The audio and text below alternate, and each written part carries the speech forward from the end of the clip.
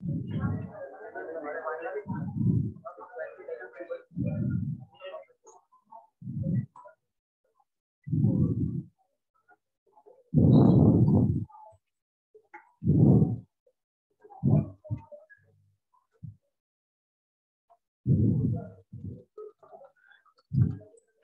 बेटा क्या दिया था बेटा होमवर्क में लास्ट क्लास में? S1 के क्वेश्चन दिए थे 11 से लेके और बेस नंबर 25 26। ठीक है, पहले कॉपी निकालो। मैं तो चेक कर रहा था कि तुम्हें होमवर्क याद है कि नहीं, क्या दिया था। ठीक है, नहीं कर लेंगे, डिस्कस लास्ट में कर लेंगे, पहले थोड़ा सा पढ़ लेते हैं। ठीक है, कौन सा क्वेश्चन दिया था? ओहो, ठीक है।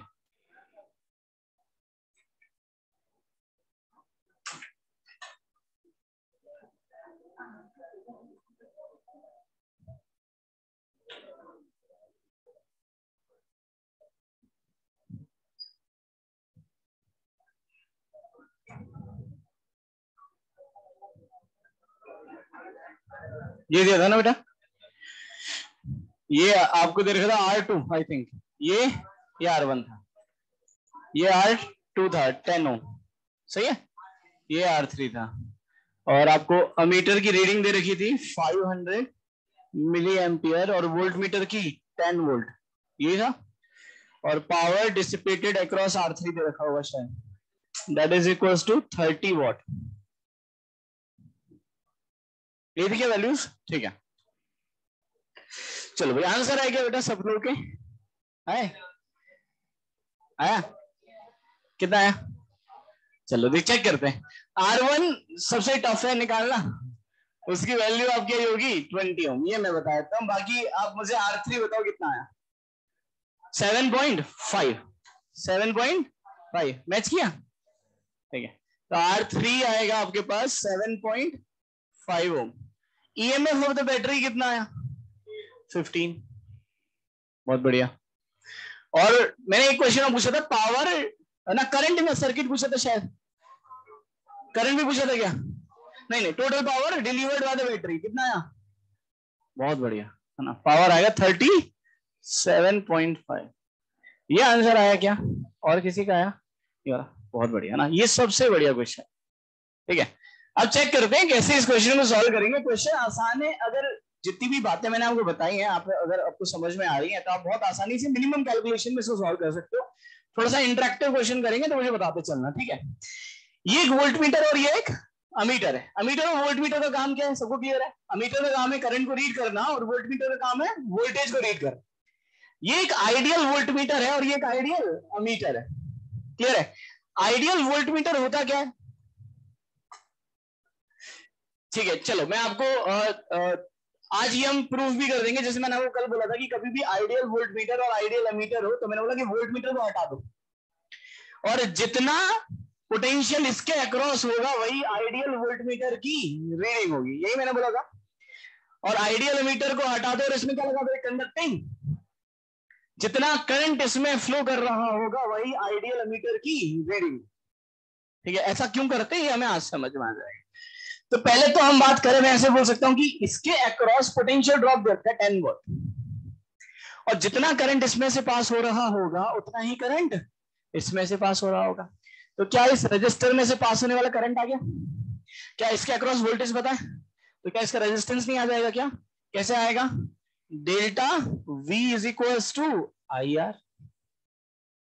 डेल्टा V है 10, आई की वैल्यू कितनी बेटा? 500 इंटू 10⁻³ -3 इंटू आर। यहां से कैलकुलेट करोगे तो आर की वैल्यू कितनी आ जाएगी? 20 ओम। ये है R1, सही है। थोड़ा सा आगे चलते हैं। ये होता कि जितना करंट इधर से पास हो रहा होगा, जितना करंट इसमें से पास हो रहा होगा उतना ही करंट इसमें से पास हो रहा होगा, पक्का है ना? किसी को नहीं दिख रहा है तो एक काम करते हैं, अमीटर वोल्ट मीटर को हटा देते हैं, आपको ज्यादा क्लियरिटी से चीजें दिखेंगी। ये हो गया मेरे पास R2, ये हो गया R3, ये हो गया EMF, और ये मेरे पास क्या था? R1, यही तो है, ये है सर्किट। तो जितना करंट इसमें से पास हो रहा है उतना ही करंट इसमें से पास हो रहा है। सही है। क्या आपको इसका रेजिस्टेंस पता है? क्या इसका करंट पता है? तो इसके अक्रॉस पोटेंशियल ड्रॉप आ जाएगा क्या? अगर मैं इसके अक्रॉस पोटेंशियल ड्रॉप लिखूंगा यानी delta V across R2 is equal to IR2। I बोलो कितना है? 500 इंटू 10⁻⁻³ R2 कितना है? 10। कितना आया? 5 वोल्ट आया। सबको यहां तक मेरी बात क्लियर है? अच्छा अब इधर देखो, इसके अक्रॉस पोटेंशियल ड्रॉप पता है क्या आपको? कितना है? 10 वोल्ट इसके अक्रॉस। 10 कैसे पता चला? दे रखा है वोल्ट मीटर की रीडिंग। इसके अक्रॉस पोटेंशियल ड्रॉप कितना है? 5। 10 इसके अक्रॉस, 5 इसके अक्रॉस, मिला के कितना हुआ? 15। तो मैं बोल सकता हूं इसके अक्रॉस पोटेंशियल ड्रॉप 15। सही है। और अगर इसके अक्रॉस पोटेंशियल ड्रॉप 15 है, 10 + 5 15, तो इसके अक्रॉस भी क्यों होगा 15? पैरेलल में है। इन दोनों का रिजल्टेंट इसके पैरेलल में। तो 10 + 5 15, तो इसके अक्रॉस भी पोटेंशियल ड्रॉप 15 और इसके अक्रॉस भी पोटेंशियल ड्रॉप। तो क्या आ गया? बैटरी का EMF। तो मैं बोल सकता हूं कि EMF of the battery is equal to delta V1 plus delta V2। Delta V1 इसके अक्रॉस कितना था? 10। इसके अक्रॉस कितना था? 5। मिला के कितना आया? 15 वोल्ट। कौन कौन से क्वेश्चन सॉल्व हो गए? रेजिस्टेंस आ गया, कौन सा वाला? R1 आ गया। क्लियर है? EMF आ गया। अब इधर देखो, अब R3 कैसे निकालेंगे? बात ध्यान से सुनना। R3 की पावर पता है? R3 की पावर पता है ना? तो अगर मैं पावर अक्रॉस R3 लिखूंगा, क्या मैं उसको V²/R3 लिख सकता हूं? और ये कितनी दे रखी है? 30। और R3 के अक्रॉस जो वोल्टेज होगा वो 15 होगा। तो यहां पे लिख देते हैं, दैट इज इक्वल्स टू, ये बनेगा 15² R3। यहां से R3 की वैल्यू आ जाएगी 7.5। सही है। तो क्या क्या आ गया? R1 पता चल गया, R2 पता है, R3 पता है, EMF पता है। क्लियर है? अब एक काम करते हैं, पहले सर्किट में करंट निकालते हैं कि पूरे सर्किट में करंट कैसे दौड़ रहा होगा। सब लोग देखो, ये बताओ कि सर्किट में कितनी बैटरी है? 1 या 2? एक ही बैटरी है, वो डिस्चार्ज हो रही होगी। अगर ये बैटरी डिस्चार्ज हो रही है तो करंट इस डायरेक्शन में फ्लो कर रहा होगा। यहां पर करंट आया तो कुछ इधर जाएगा, सपोज I1 इधर जाएगा और I2 इधर जाएगा, यही होगा। इसमें तो उतना ही करंट होगा जितना इसमें होगा, यानी जो किसकी रीडिंग होगी? एमीटर की। तो ये करंट तो मुझे पता है, क्वेश्चन में दे रखा है कितना? 500 मिली एम्पियर। क्या ये वाला करंट निकाल सकते हो क्या? इसको I3 मान लेता ना। क्या ये करंट निकाल सकते हो क्या? I3 निकाल सकते हो कैसे? इसके अक्रॉस पोटेंशियल ड्रॉप पता है, तो delta V is equal to IR। तो अगर मैं इसके अक्रॉस लिखूंगा तो delta V is equal to I3 into R3। Delta V बोलो इसके अक्रॉस कितना? 15। I3 इंटू इसका रेजिस्टेंस निकाल चुके हो 7.5। तो I3 की वैल्यू कितनी हुई?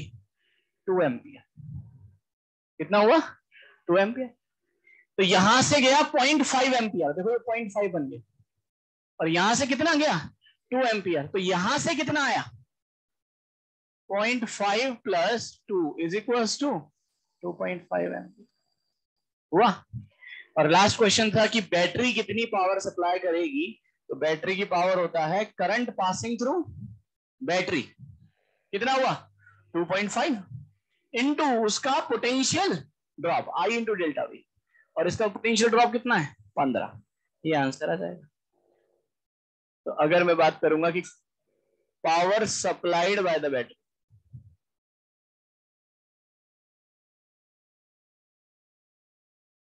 तो ये क्या बनेगा बोलो? I into delta. I आ जाएगा, बैटरी से कितनी पावर करंट जा रहा है? 2.5 और डेल्टा V कितना है? 15। तो ये बनेगा 37.5। ये आंसर है। सबको मेरी बात बढ़िया से समझ में आ रही है? नोट करो था इसको।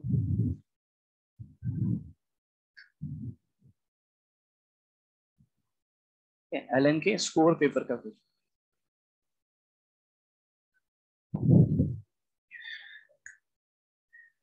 सबको समझ में आया बढ़िया से? ठीक है। तो इस तरह के क्वेश्चंस है ना, जनरली अगर हम देखें तो ये one of the difficult question है सर्किट के जो हम सॉल्व करते हैं। जैसे ऑब्वियसली बात है स्कोर में आया था तो ये मल्टीपल चॉइस क्वेश्चन था, इसमें 4-5 ऑप्शन थे, वो सारे ऑप्शंस मैंने 4-5 पार्ट बना दिए, है ना।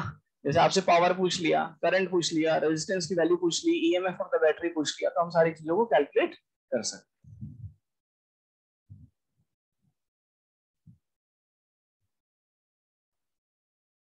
नोट करो भाई।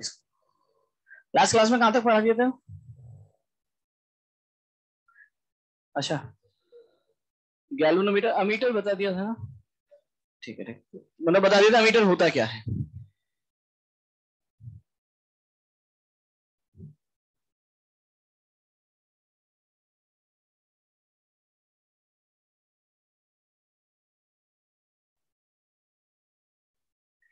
इसके किसी भी पार्ट में किसी को दिक्कत है क्या बेटा? अच्छा, हर एक रजिस्टर कितनी हीट को डिसिपेट कर रहा होगा निकाल सकते हो क्या? रजिस्टर के अक्रॉस हीट डिसिपेटेड होता है आई स्क्वायर इंटू आर या वी स्क्वायर बाय आर। तो मुझे हर एक ब्रांच में करंट पता है, तो अगर मैं आपसे पूछता कि बताओ इसमें कितनी हीट डिसिपेट हो रही होगी, तो आई पता है इसमें कितना है 0.5, तो 0.5 का स्क्वायर इंटू 10। इस रजिस्टर से कितनी हीट डिसिपेट हो रही होगी 2 स्क्वायर इंटू R3 7.5। तो इस तरह से मैं हर एक रजिस्टर से डिसिपेट होने वाली हीट को कैलकुलेट कर सकता हूं। नोट करो यहां तक। और आज हम लोग बात करेंगे volt meter.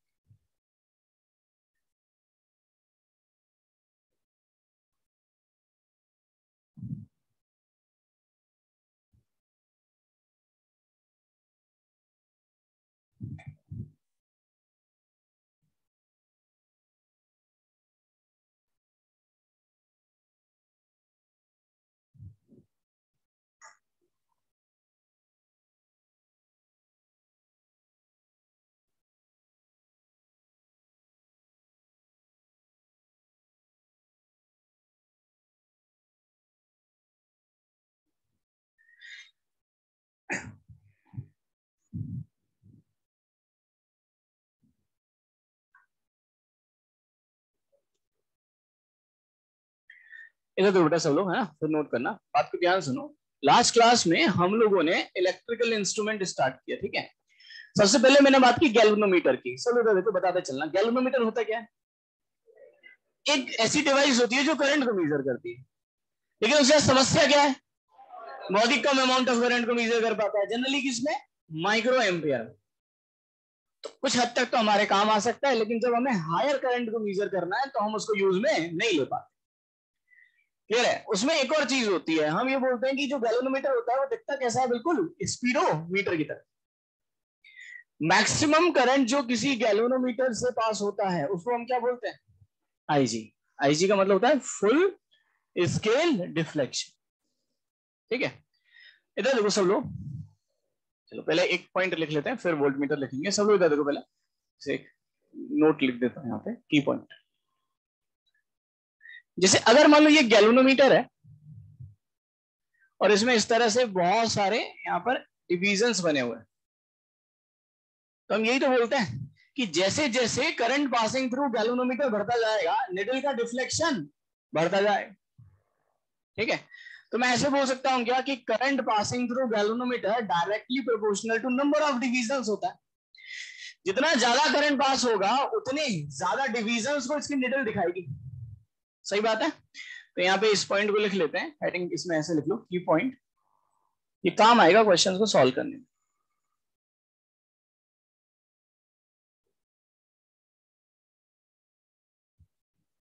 Current passing through galvanometer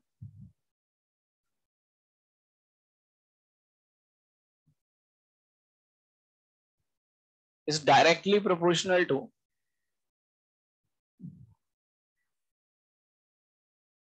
number of division।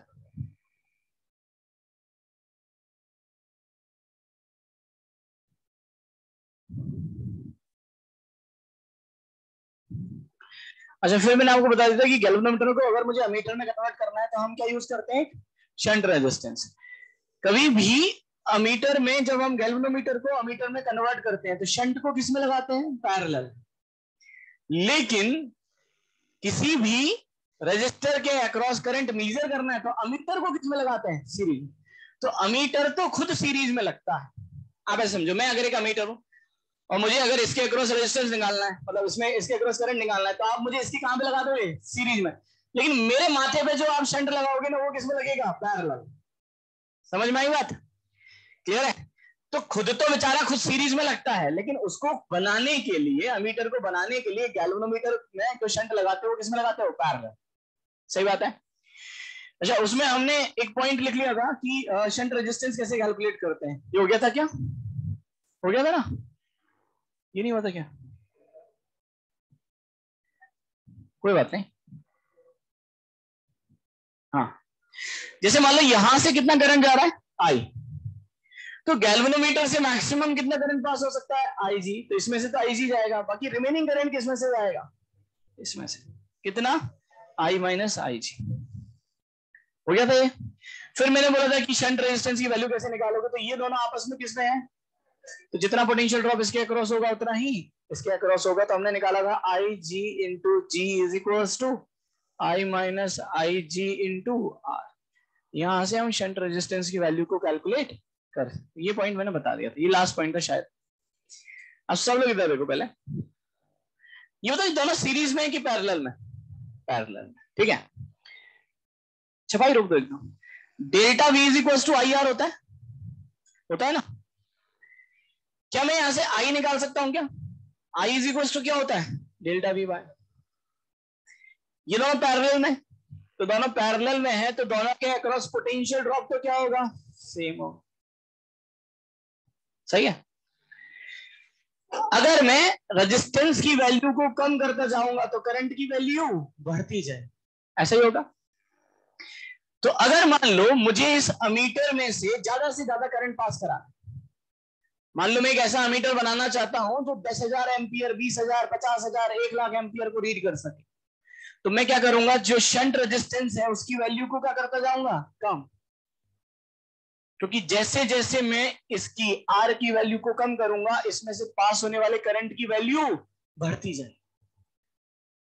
मैं आर को और कम करूंगा और करंट पास होगा, कमीटर की रेंज बढ़ती जाएगी। अगर मैं आर को टेंडिंग टू जीरो कर दूं तो करंट टेंडिंग टू इनफाइनाइट। तो ये एक ऐसा अमीटर बन जाएगा जिससे मैं कितने भी करंट को मेजर कर सकता हूं। इस तरह के अमीटर को हम आइडियल अमीटर बोलते हैं। इस तरह के अमीटर को हम क्या बोलते हैं, आइडियल अमीटर। तो भाई हमसे पूछे कि आइडियल अमीटर होता क्या है, तो पहले हम बहुत ही आसान भाषा में उसको समझा सकते हैं। कोई कॉमर्स का आदमी पूछ ले हमसे कि साहब ये अमीटर अमीटर कहीं लिखा हुआ है, तो ये आइडियल अमीटर क्या है, तो बोले तो करंट नापना है ना तुझे, तो एक मैंने डिवाइस बना दी, और ऐसी डिवाइस बनाई है जो कितने भी करंट को नाप सकती है। ऐसा अमीटर जो कितने भी अमाउंट ऑफ करंट को मेजर कर सकता है, that ammeter is known as ideal ammeter. और आइडियल अमीटर के केस में शंट रेजिस्टेंस की वैल्यू कितनी होनी चाहिए, zero. R tending to zero, current tending to infinite. सबको बढ़िया से चमक रही है बात एकदम। तो यहां तक ये इस पॉइंट को लिखो, इसमें लिख देता हूं मैं। ये हटा दोगे बेटा, हुआ क्या, यहां लिख लेता हूं।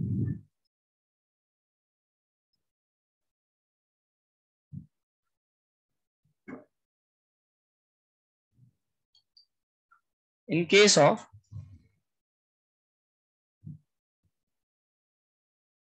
ideal ammeter, the value of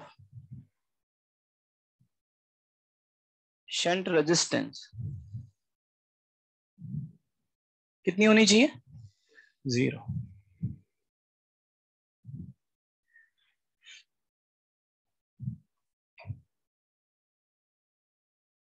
और मैं ऐसे बोल सकता हूँ आइडियल मीटर एक ऐसा मीटर होता है जो कितने भी करंट को मेजर कर सकता है। तो उसकी रेंज कहां से कहां तक आएगी, जीरो से लेके infinite.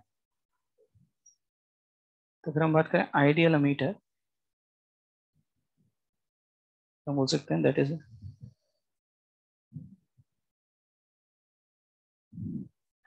that is a meter that can read or measure any value of current.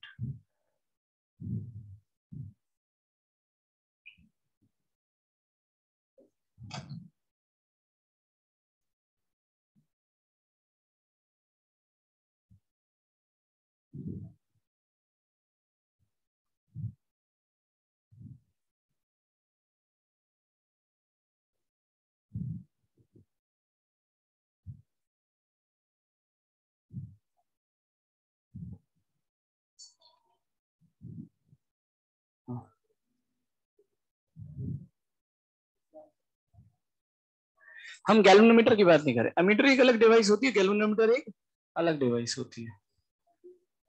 हाँ हाँ हाँ, मैं बोल रहा हूँ टेंडिंग टू जीरो होगा, एक्चुअल में तो हम जीरो ऐसा कोई रेजिस्टेंस बना ही नहीं सकते कि जिसका रेजिस्टेंस कितना हो जाए, जीरो। तो आप कोई भी मटेरियल यूज कर रहे होंगे उसका खुद का अपना रेजिस्टेंस होगा, लेकिन उसको मैं मिनिमाइज कर सकता हूँ। हम इसीलिए तो हम आइडियल बोल रहे हैं उसको।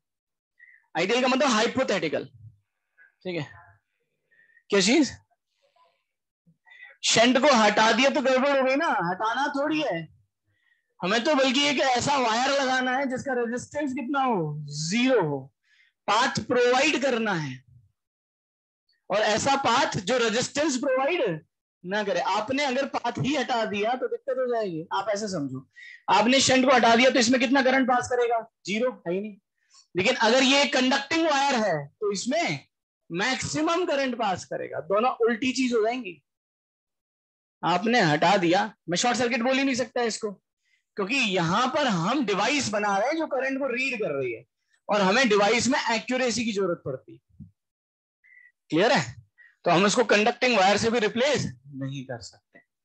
तो हम जैसे जैसे, हम इसको ऐसे बोलेंगे, जैसे जैसे मैं शंट रेजिस्टेंस की वैल्यू को कम करता जाऊंगा, जो अमीटर है उसकी में से पास होने वाले करंट की वैल्यू बढ़ती जाएगी, उसको रीड करने की क्षमता बढ़ती जाएगी। और अगर मुझे एक आइडियल बनाना है, आइडियल का मतलब मुझे एक ऐसा हाइपोथेटिकल अमीटर बनाना है जो कितने भी करंट को रीड कर सके, ठीक है, तो उसके लिए मुझे शंट रेजिस्टेंस को कितना रखना पड़ेगा, जीरो। तो कुल मिला के कहानी से ये शिक्षा मिलती है कि जितना कम शंट रेजिस्टेंस रखेंगे उतना बढ़िया अमीटर बनेगा, उसकी रीड करने की कैपेसिटी उतनी ज्यादा होगी। सबको मेरी बात है यहां तक समझ में? कुछ क्वेश्चन करते हैं, वहां से क्लियर होगी बात। इसको हटा दो बेटा।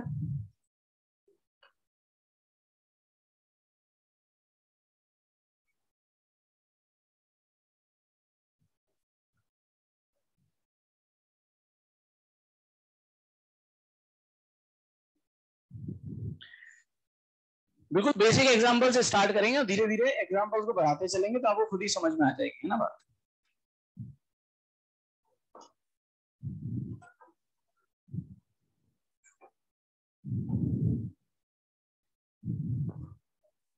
जैसे यहां पर आपको एक गैल्वेनोमीटर दे रखा है, जिसमें से जो करंट पास हो रहा है IG, इसकी वैल्यू दे रखी है आपको 50 माइक्रो एम्पियर, और गैल्वेनोमीटर का रेजिस्टेंस आपको दे रखा है 50 ओम। आपको कैलकुलेट करना है, find out the value of shunt resistance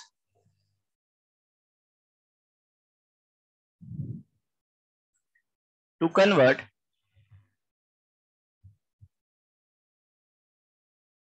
this galvanometer into ammeter of range 0 से लेके 5 मिली एम्पियर। कैलकुलेट करो कितना आंसर है।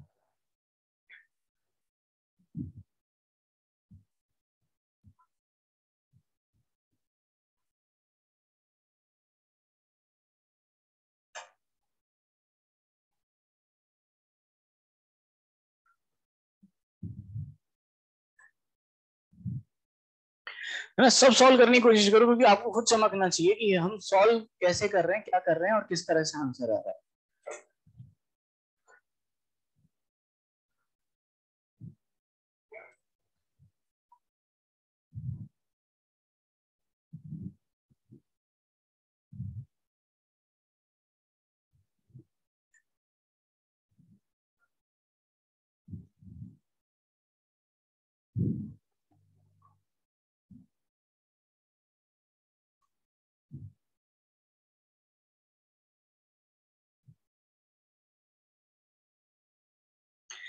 क्वेश्चन समझ में आया बेटा सबको? आपको क्या करना है, इस गैल्वेनोमीटर को कन्वर्ट करना है किसमें, अमीटर में। कैसे करेंगे, शंट लगा के। किसमें, सीरीज में कि पैरेलल में, पैरेलल में। बस ये काम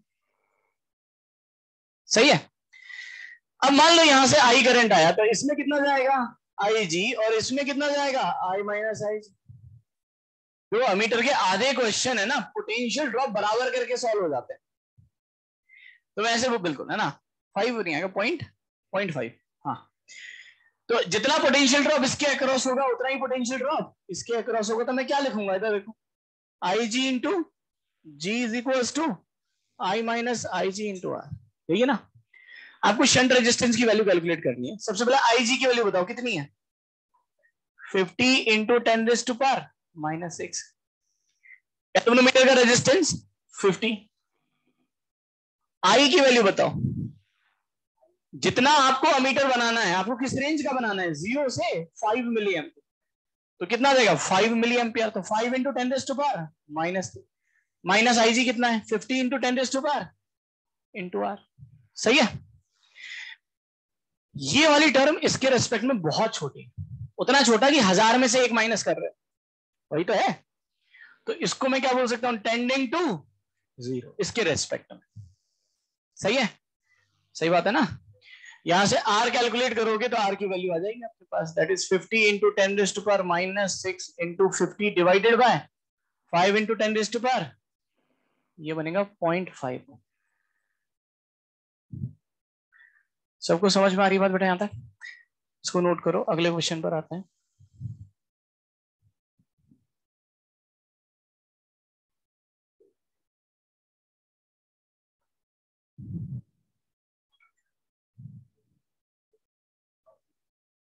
और क्या, उससे कम अगर आपने ये वैल्यू पे चेक कर लिया, उससे कम वाली वैल्यू तो अपने आप चेक हो गई। ये रेंज है, अगर इतने करंट को सस्टेन कर पा रहा है तो उससे कम करंट को तो सस्टेन कर ही पाएगा।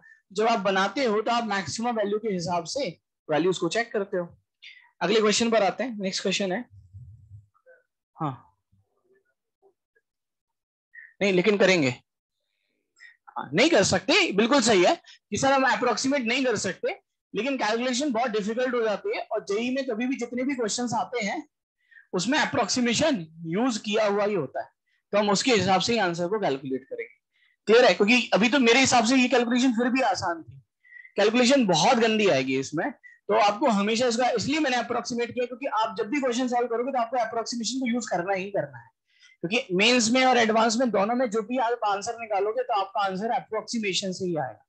अंटिल किया उसमें आपको देखने से ही ऐसा पता चल रहा है कि सब वैल्यूज ऐसी बन रही है जिसमें अप्रोक्सीमेशन की कोई रिक्वायरमेंट नहीं हो रही, लेकिन ऐसा बहुत कम है, 99.99% केसेस में आपको अप्रोक्सीमेशन यूज करना पड़ेगा। अगले क्वेश्चन पर आते हैं, what value of shunt will be added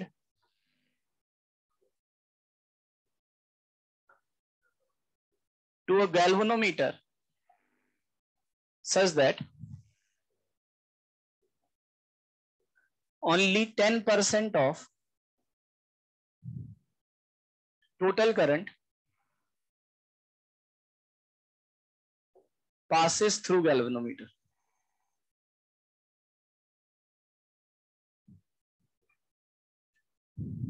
और गैल्वेनोमीटर का रेजिस्टेंस आपको दे रखा है दैट इज 99 ओम। कैलकुलेट करो कितना आंसर है।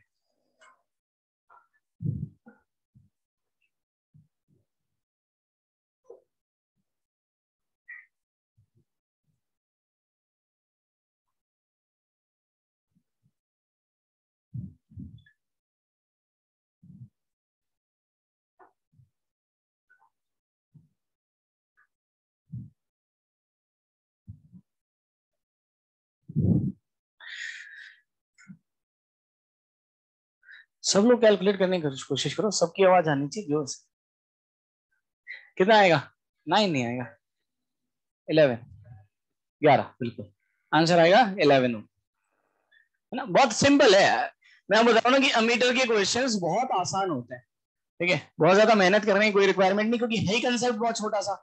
आप कर क्या रहे हो, एक रजिस्टर के यानी गैल्वेनोमीटर के पैरेलल में एक रजिस्टर लगा रहे हो बस। इससे आसान सर्किट कभी जीवन में नहीं बन सकता, ठीक है ना।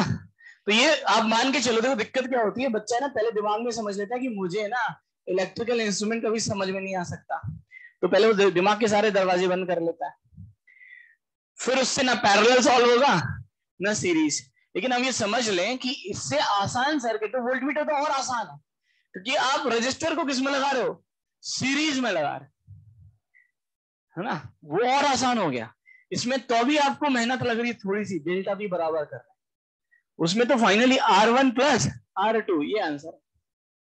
क्लियर हो रही बात है ना? तो इसको देखो कैसे कैलकुलेट करें, जो बोल रहा है वो करते चलो। इसने बोला what value of shunt will be added to a galvanometer. तो पहले ये गैल्वेनोमीटर हो गया, डायग्राम बना लेते हैं, चित्रकला। ये मेरा शंट हो गया, इसका रेजिस्टेंस मैंने मान लिया कितना, R। अब इसने बोला है कि such that 10% of the total current, मान लो टोटल करंट कितना था, I का 10% कितना हुआ, I/10। वो तो जा रहा है गैल्वेनोमीटर से, तो बचा हुआ कहां से जाएगा, शंट से। हो गया सॉल्व। अब नेक्स्ट लाइन क्या है, दोनों के पोटेंशियल ड्रॉप को बराबर कर देते हैं। तो इसके अक्रॉस पोटेंशियल ड्रॉप आएगा I/10 into G is equal to 9I/10 into R। यहां से R की वैल्यू कितनी आ जाएगी, G/9। ये आंसर आ जाए। सही है, अगले क्वेश्चन पे चलते हैं। इस क्वेश्चन को कैलकुलेट करो और आंसर बताओ कितना आएगा। आपको दे रखा deflection of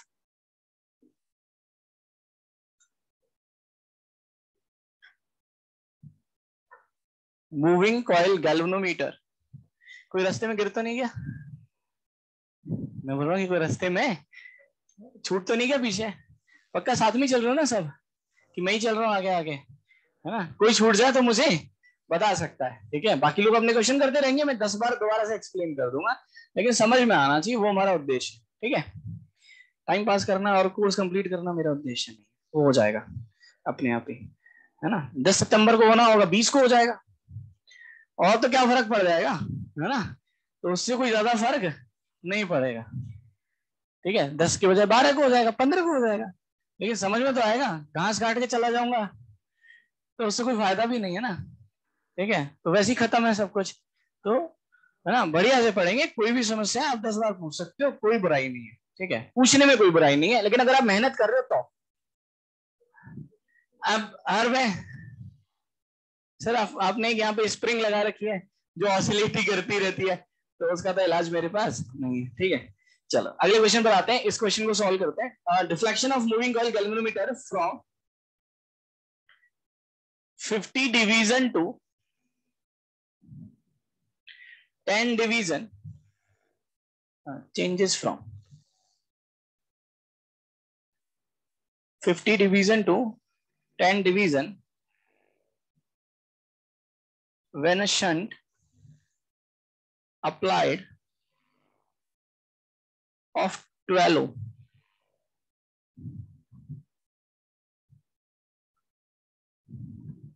what is the resistance of galvanometer?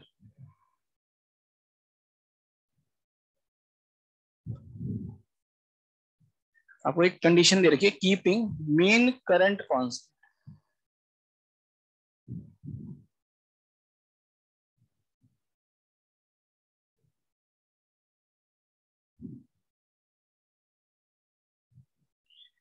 Answer बेटा 48 है।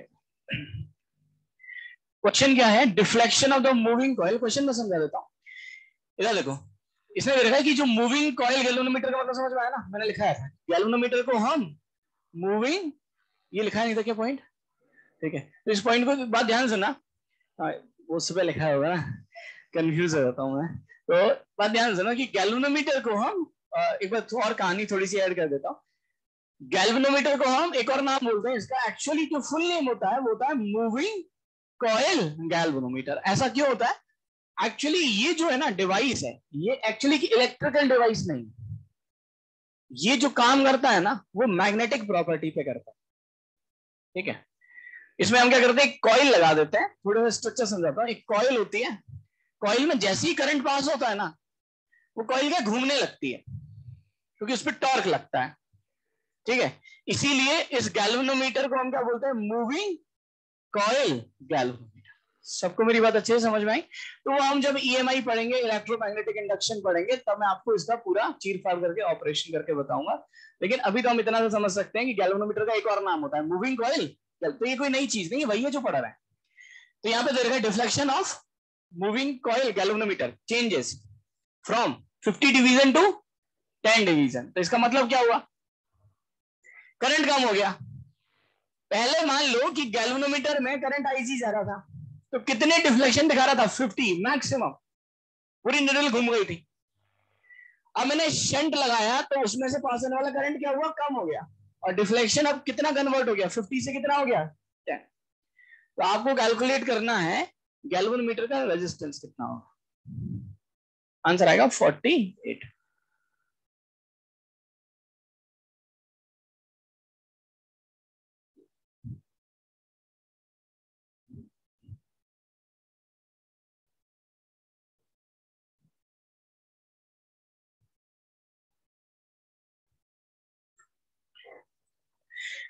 देखो अभी मैं थोड़ी देर पहले एक स्टेटमेंट आपको बोला था कि current passing through any galvanometer is directly proportional to number of division. सही है। पहले हमारे पास सिर्फ एक गैल्वेनोमीटर ही था, तो इसमें से साफ कितना करंट जाएगा? I G. And current passing through the galvanometer is directly proportional to number of division. तो पहले कितने नंबर ऑफ डिवीजन दिखा रहा था? 50। अब मैंने एक शंट लगा दिया इसमें,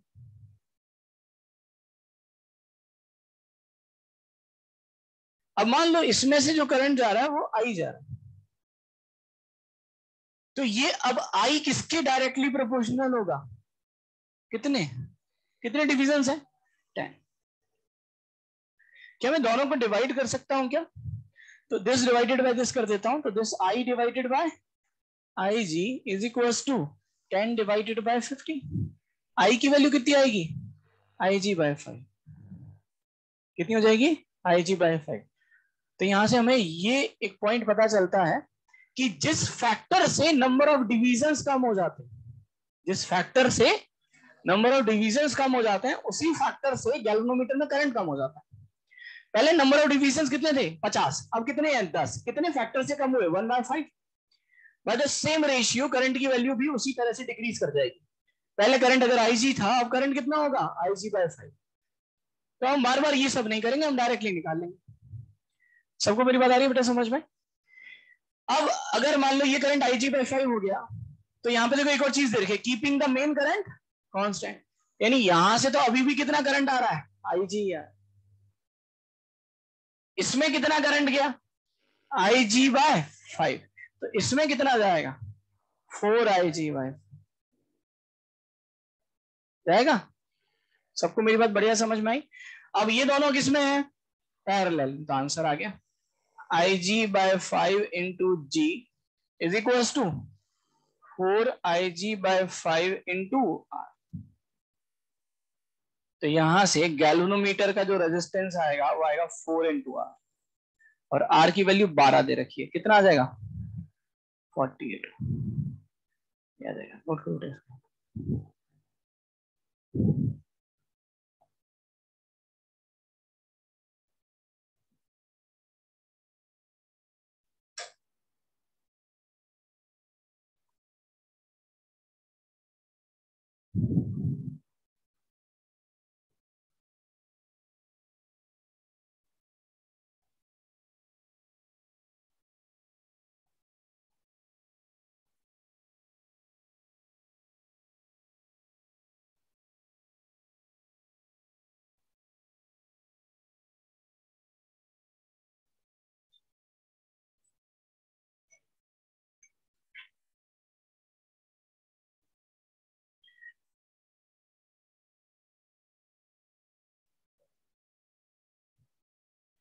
वोल्टेज सेंसिटिविटी की वैल्यू दे रखी है आपको 2 डिवीजन पर मिली वोल्ट, और करंट सेंसिटिविटी दे रखा है आपको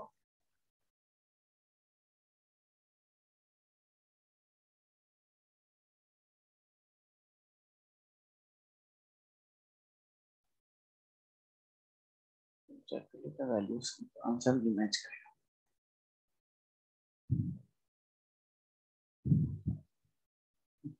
ये रखा है वो 10 डिवीजन पर मिली एम्पियर।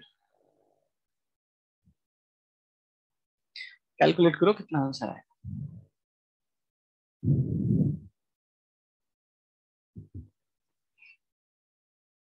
यहाँ तो सबको बात आ रही है बेटा समझ में, है ना? अच्छा, अगले क्वेश्चन में मैंने बोला डिजाइन अ मीटर। तो भाई साहब क्या डिजाइन करें, मतलब कौन सी चित्रकला बनानी है, तो कुछ भी नहीं करना।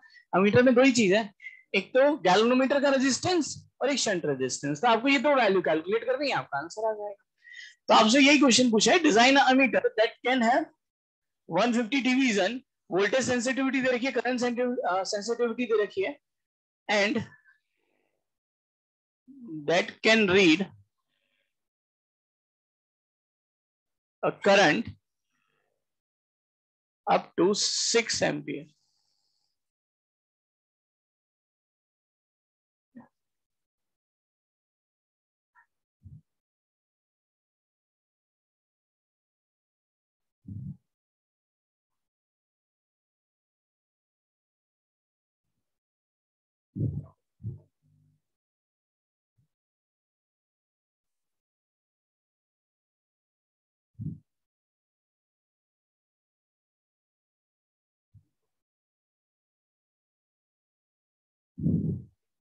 तो आपको एक ऐसा अमीटर डिजाइन करना है जो 6 एम्पियर तक के करंट को रीड कर सकता है।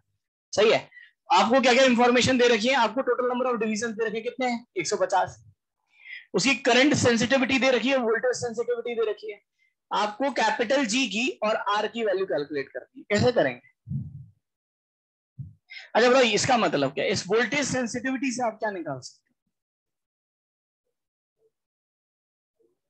वीजी आ जाएगा, वीजी। वीजी बताया ना कल मैंने, है ना। वीजी का मतलब होता है potential drop across a galvanometer. कैसे निकालेंगे, बात ध्यान से सुनना। देखो बिल्कुल बचपन वाले मेथड से, फॉर्मूला मुझे याद नहीं, मैं भूल गया, कल मैंने लिखा है मैं खुद ही भूल गया। ठीक है, कैसे सॉल्व करेंगे सब लोग। देखो पहले यहां से करंट सेंसिटिविटी का मतलब क्या होता है, करंट सेंसिटिविटी 10 डिवीजन पर मिली एम्पियर। इसका मतलब है कि साहब अगर 1 मिली एम्पियर करंट जाएगा तो कितने डिवीजन का डिफ्लेक्ट आएगा, 10। तो 10 डिवीजन निडल को घुमाने के लिए मुझे 1 मिली एम्पियर करंट पास करना पड़ेगा। टोटल मुझे कितने डिवीजन को घुमाना है, मैक्सिमम कितने, 150। तो इतने डिवीजन का डिफ्लेक्शन लाने के लिए कितनी ताकत लगानी पड़ेगी, कितना करंट पास कराना पड़ेगा, 15 मिलियन। ये मैक्सिमम करंट आ गया, क्योंकि इस करंट पे नंबर ऑफ डिवीजन्स भी मैक्सिमम है। तो ये कौन सा करंट है, सही बात है। अब आते हैं वीजी पर, potential drop across the galvanometer. वो मैं कैसे निकालूंगा, यहां पर आते हैं, इसको रीड करना समझ में। 1 मिली वोल्ट, ठीक है, अगर मैं वोल्टेज अप्लाई करता हूं तो कितने डिवीजन का डिफ्लेक्शन आता है, 2 डिवीजन। तो 2 डिवीजन से डिफ्लेक्ट कराने के लिए आपको 2 मिली वोल्ट इतना पोटेंशियल लगाना पड़ेगा। एक है क्या, सॉरी, हाँ, अच्छा पर मिली वोल्ट है ना, सॉरी। हाँ, तो मुझे 150 डिवीजन से डिफ्लेक्ट कराने के लिए कितना वोल्टेज लगाना पड़ेगा, 1 डिवाइडेड बाय 2 इंटू 150, कितना आएगा, 75 मिली वोल्ट। तो ये हो गया मेरे पास वीजी आ गया। क्या मेरे पास आईजी आ गया, क्या क्या मेरे पास वीजी आ गया, क्या इससे क्या आ जाएगा, रेजिस्टेंस ऑफ गैल्वेनोमीटर। क्योंकि हमारे पास फॉर्मूला होता है, the potential drop across the galvanometer is current passing through the galvanometer into G. सबको मेरी बात बढ़िया से समझ में आ रही है। वीजी की बात करेंगे कितना बेटा, 75 into 10 raise to power minus, ये कितना है, 15 into 10 raise to power,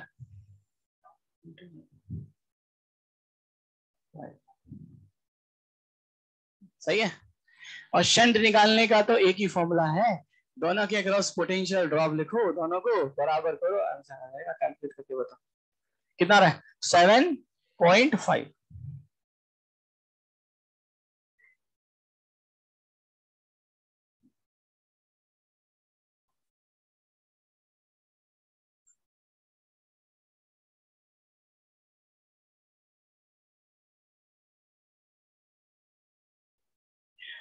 voltage को सेंस करने की कि कितना पोटेंशियल ड्रॉप, आप ऐसे समझो कि भाई आपने पोटेंशियल ड्रॉप लगाते गए, तो मुझे निडल को एक डिवीजन से घुमाने के लिए कम से कम कितना वोल्टेज लगाना पड़ेगा। तो अगर मैं 2 डिवीजन से, देखो ये 2 डिवीजन पर मिली वोल्ट है, यानी 1 मिली वोल्ट यानी 1 इंटू 10⁻³ वोल्ट लगाऊंगा तो जो निडल है वो कितने बार घूमेगी, 2 डिवीजन घूम जाए। क्लियर है? अरे आपने देखा होगा घरों पे कभी भी है ना एसी वगैरह कभी खराब हो जाता है, कोई भी डिवाइस कर, तो वो एक ऐसा है ना काले कलर का एक रेगुलेटर सा लाते हैं, कभी देखा होगा, वो वोल्ट मीटर ही होता है। अरे ऐसा देखा है आपने शायद याद नहीं, एक ऐसा होता है, एक ऐसा ऐसा रहता है रिमोट सा, हथौड़े जैसा रिमोट। यहाँ पे एक ऐसा है ना, ऐसे जैसे कूलर में लगा रहता है ना रेगुलेटर, पंखे का सा ऐसा ये लगा रहता है, ठीक है, और उसमें तार लगे रहते हैं, वो 2 तार को टच कराता है तो यहाँ पे एक वो हाँ छोटा सा ऐसा स्क्रीन लगी रहती है और ये ऐसे घूमता रहता है। ये वोल्ट मीटर ही है, पुराने जमाने का थोड़ा सा, लेकिन है वोल्ट मीटर। अब तो बहुत अच्छे अच्छे आ गए हैं, चेंजेस हो गए ना, डिजिटल हो गई चीजें थोड़ी सी। लेकिन अगर हम बात करें तो पहले एक ऐसी डिवाइस लेके, जैसे आप देखोगे कि केबल वाले ऑपरेटर या पुराने टेलीफोन लाइन जो खराब हो जाती थी तो इसको लाया जाता था, वो चेक करते थे, इससे पोटेंशियल वोल्टेज चेक करते थे कि सब वोल्टेज आ भी रहा है कि नहीं आ रहा। क्लियर है? यही वोल्ट मीटर है। आंसर क्या है? यहां से रजिस्टर निकाल सकते हो ना, कैसे निकालेंगे? अब हमने गैल्वेनोमीटर के अक्रॉस पैरेलल में क्या लगा दिया, एक शंट। मान लो यहां से कितना करंट आया, आई, यहां पर कितना गया, आई जी, अब ये कितना हुआ, आई माइनस आई। अब बार बार ये डायग्राम बनाने की जरूरत नहीं है, डायरेक्टली लिख सकते हो आप, रट गया है, I G into G is equal to I minus I G into R. ये बात है। आई जी की वैल्यू बोलो जल्दी जल्दी स्पीडली, 15, सही है, 15 ही है ना, हाँ, 15 इंटू 10⁻³ सीधे 75 भी लिख सकते थे।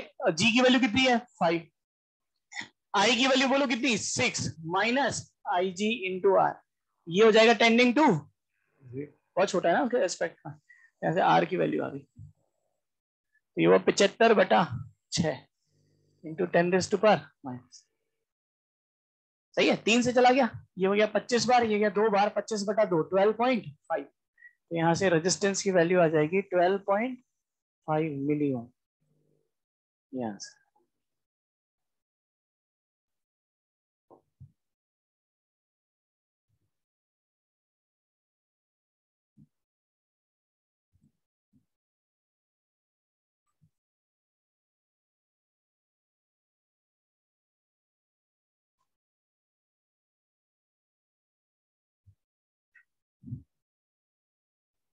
नोट करो टेस्ट का आता है।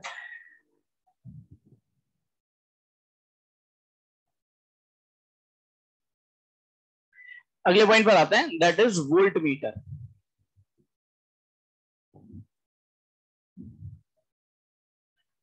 First point, to convert a galvanometer into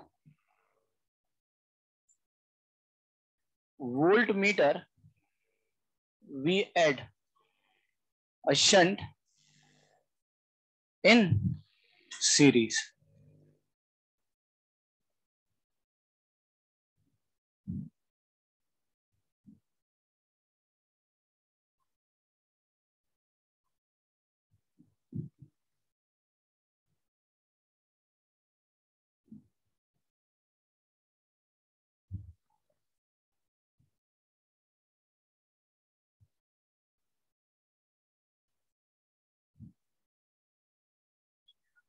सब लोग इधर देखो बेटा एक बार, बहुत आसानी से हम इसको समझ सकते हैं, आप मुझे आंसर देते चलना।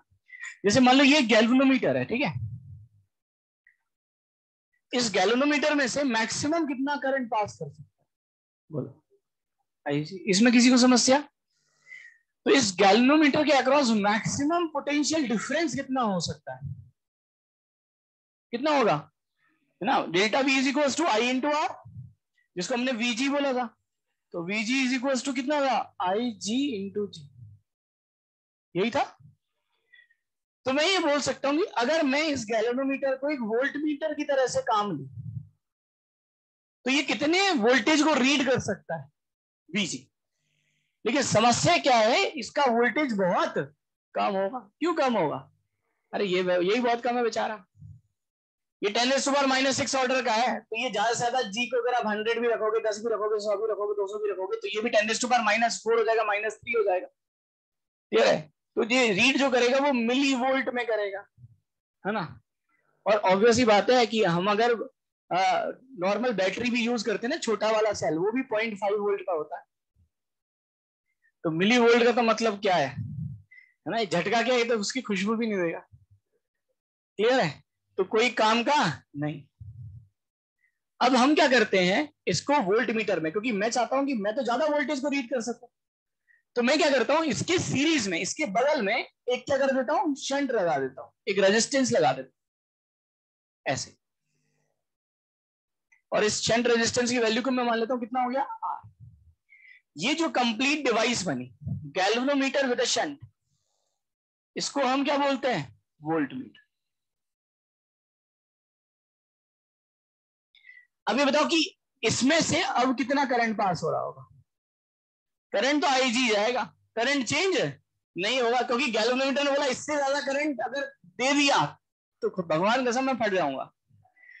समझ में आया ना, क्योंकि इस ब्रांच में इससे ज्यादा करंट नहीं जा सकता। गैल्वेनोमीटर बोला मुझ पे तो रहम करो भी, ये तो सह सकता है, मैं नहीं सह सकता। मैं तो मैक्सिमम कितने करंट को पास कर सकता हूँ, सिर्फ IG। तो मैक्सिमम करंट, क्योंकि दोनों सीरीज में है, तो जितना गैल्वेनोमीटर में जाएगा उतना ही इसमें जाएगा। लेकिन क्या पोटेंशियल ड्रॉप बढ़ गया क्या?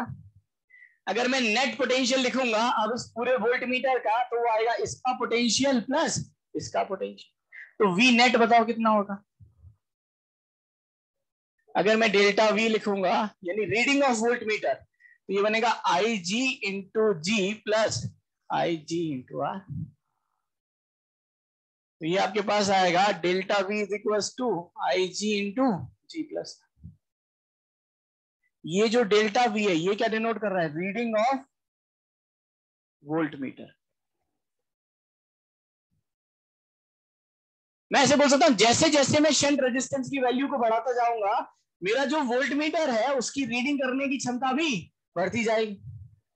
तो मैं एक ऐसा वोल्ट मीटर बनाना चाहता हूं जो कितने भी वोल्टेज को मीजर कर सकता है, आइडियल। तो मुझे रेजिस्टेंस को कितना रखना पड़ेगा, इनफाइनाइट, क्योंकि मैं रेजिस्टेंस को इनफाइनाइट करूंगा तो डेल्टा V भी कितना आ जाएगा, इनफाइनाइट।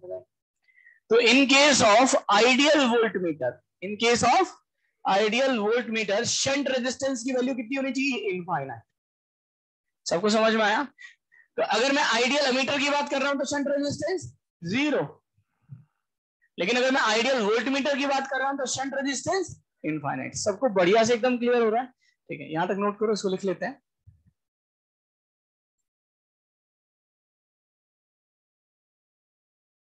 तो बोल सकते हैं in case of ideal volt meter,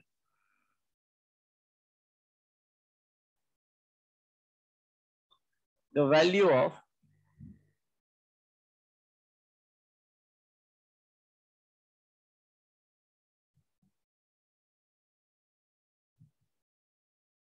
of shunt resistance should be infinite.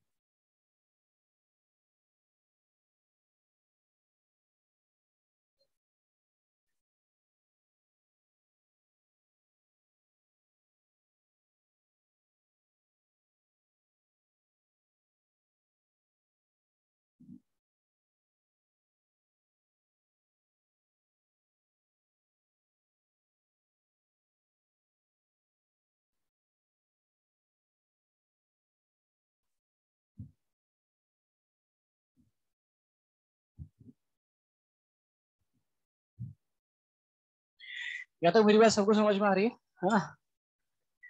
सब लोग देखो बेटा, एक बार फिर छपाई करेंगे, गैप ले लेके छपाई करते थोड़ी रिलैक्स कर लिया करो, रेस्ट करो थोड़ी सी, ठीक है? हाँ चिल करो, ठीक है? सब लोग देखो, शुरू से कहानी एक बार हम समझते हैं कि कहानी हमारी चल क्या रही है, हम किस मोड़ तक जा चुके हैं। हम लोगों ने कहानी चालू की थी गैल्वेनोमीटर से। तो सबसे पहले आदि मानव ने गैल्वेनोमीटर बनाया, ठीक है। तो देखा कि साहब वो गैल्वेनोमीटर तो किसी काम का नहीं है।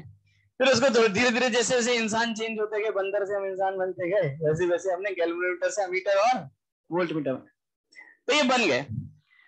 ये डिवाइस बढ़िया है, कोई दिक्कत नहीं है, हम अमीटर वोल्ट मीटर को यूज करते हैं, रियल लाइफ में भी हम यूज करते हैं। लेकिन इनके साथ एक छोटी सी समस्या होती है कि हमें जो अमीटर और वोल्ट मीटर जो वैल्यूज देते हैं वो एक्यूरेट वैल्यू नहीं होती, उसमें थोड़ी सी एरर होती है, उसमें थोड़ी सी एरर होती है। तो अगर मुझे एक्यूरेट वैल्यू चाहिए, आप चाहते हो कि नहीं सर मुझे तो एकदम सही वैल्यू चाहिए, ये एरर एरर का गेम नहीं है, अपने पास टाइम भी नहीं है, ठीक है, तो हम अमीटर वोल्ट मीटर को यूज नहीं करेंगे, हम उसके लिए एक और डिवाइस यूज करते हैं जिसको हम बोलते हैं पोटेंशियोमीटर वायर, क्योंकि वो एक ऑलराउंडर है, वो युवराज सिंह है, ठीक है, वो 6 छक्के भी मार सकता है और हैट्रिक भी ले सकता है, वो कैच भी ले सकता है, तो वो युवराज सिंह है, तो इसलिए वो हर चीज को कैलकुलेट कर सकता है, वो पोटेंशियोमीटर वायर है।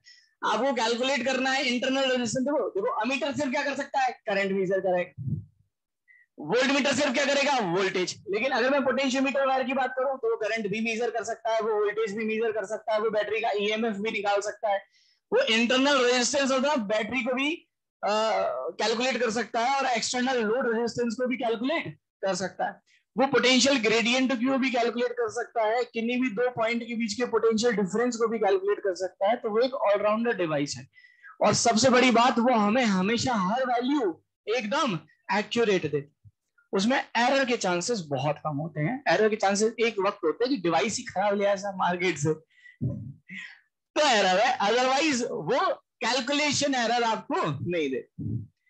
तो सबसे पहले तो मैं आपको आज अपन प्रूव करेंगे कि अमीटर, जैसे मैं बोल रहा हूँ अमीटर और वोल्ट मीटर में एरर आती है, तो एरर कैसे आती है और क्या हम उस एरर को कैलकुलेट कर सकते हैं, या कितना परसेंटेज एरर आएगा, ठीक है।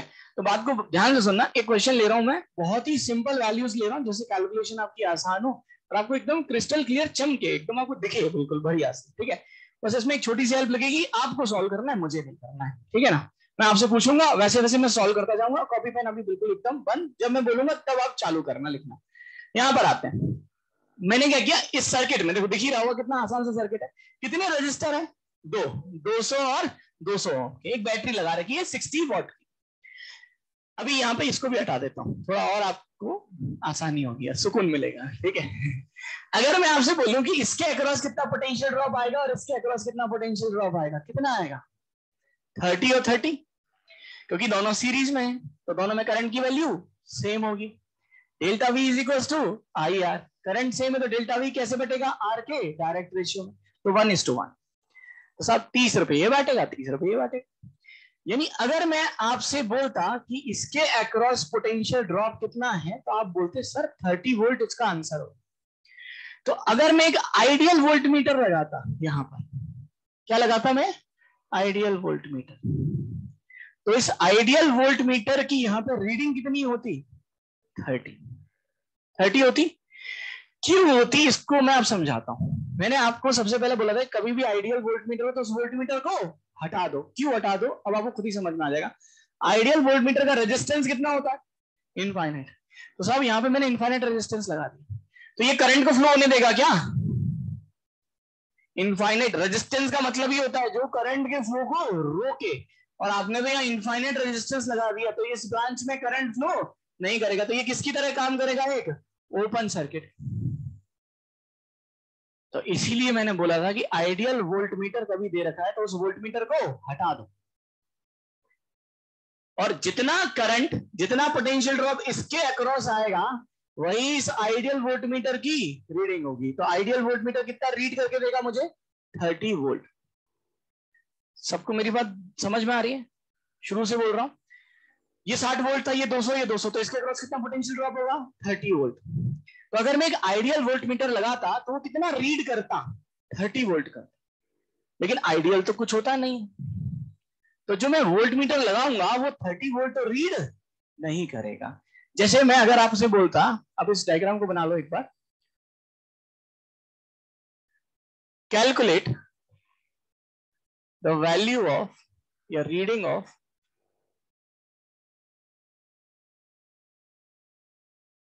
Volt meter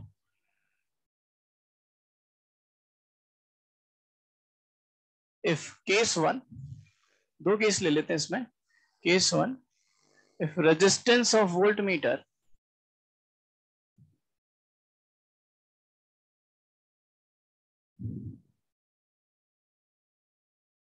resistance of the voltmeter is 20 kilo ohm या 2 kilo ohm.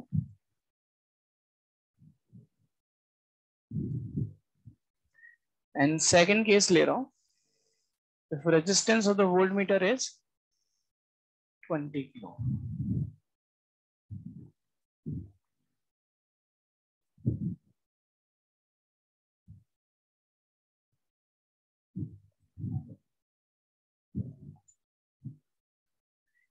सही है. तो कहानी इतनी थी कि अगर मैं आइडियल वोल्टमीटर लगाता तो वो 30 वोल्ट मुझे रीड करके देता, लेकिन समस्या यह है कि आइडियल वोल्टमीटर कुछ होता ही नहीं.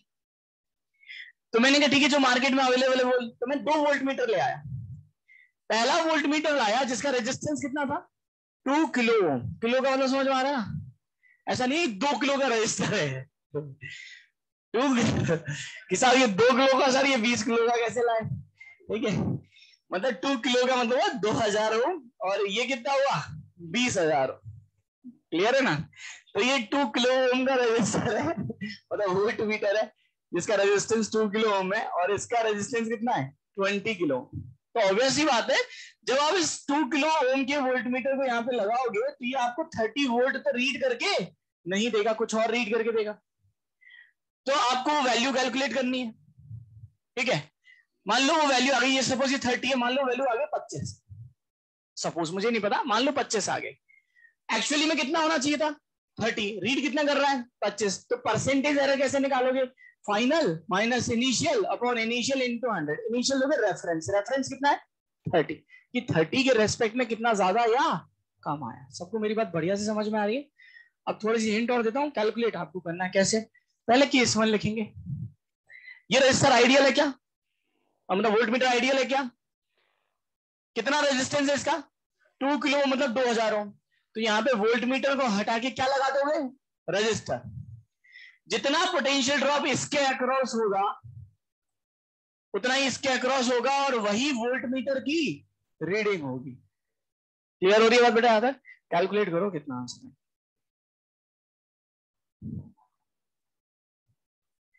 ये सॉल्व करने में मजा आएगा आपको, मैथमेटिकली दिखेगा एरर आ रही है, कितना परसेंटेज एरर आ रही है वो भी देखिए. 600/200/7, यही है ना, बढ़िया. ये तो आगे वोल्टेज की रीडिंग. ठीक है, अब एरर निकाल दो.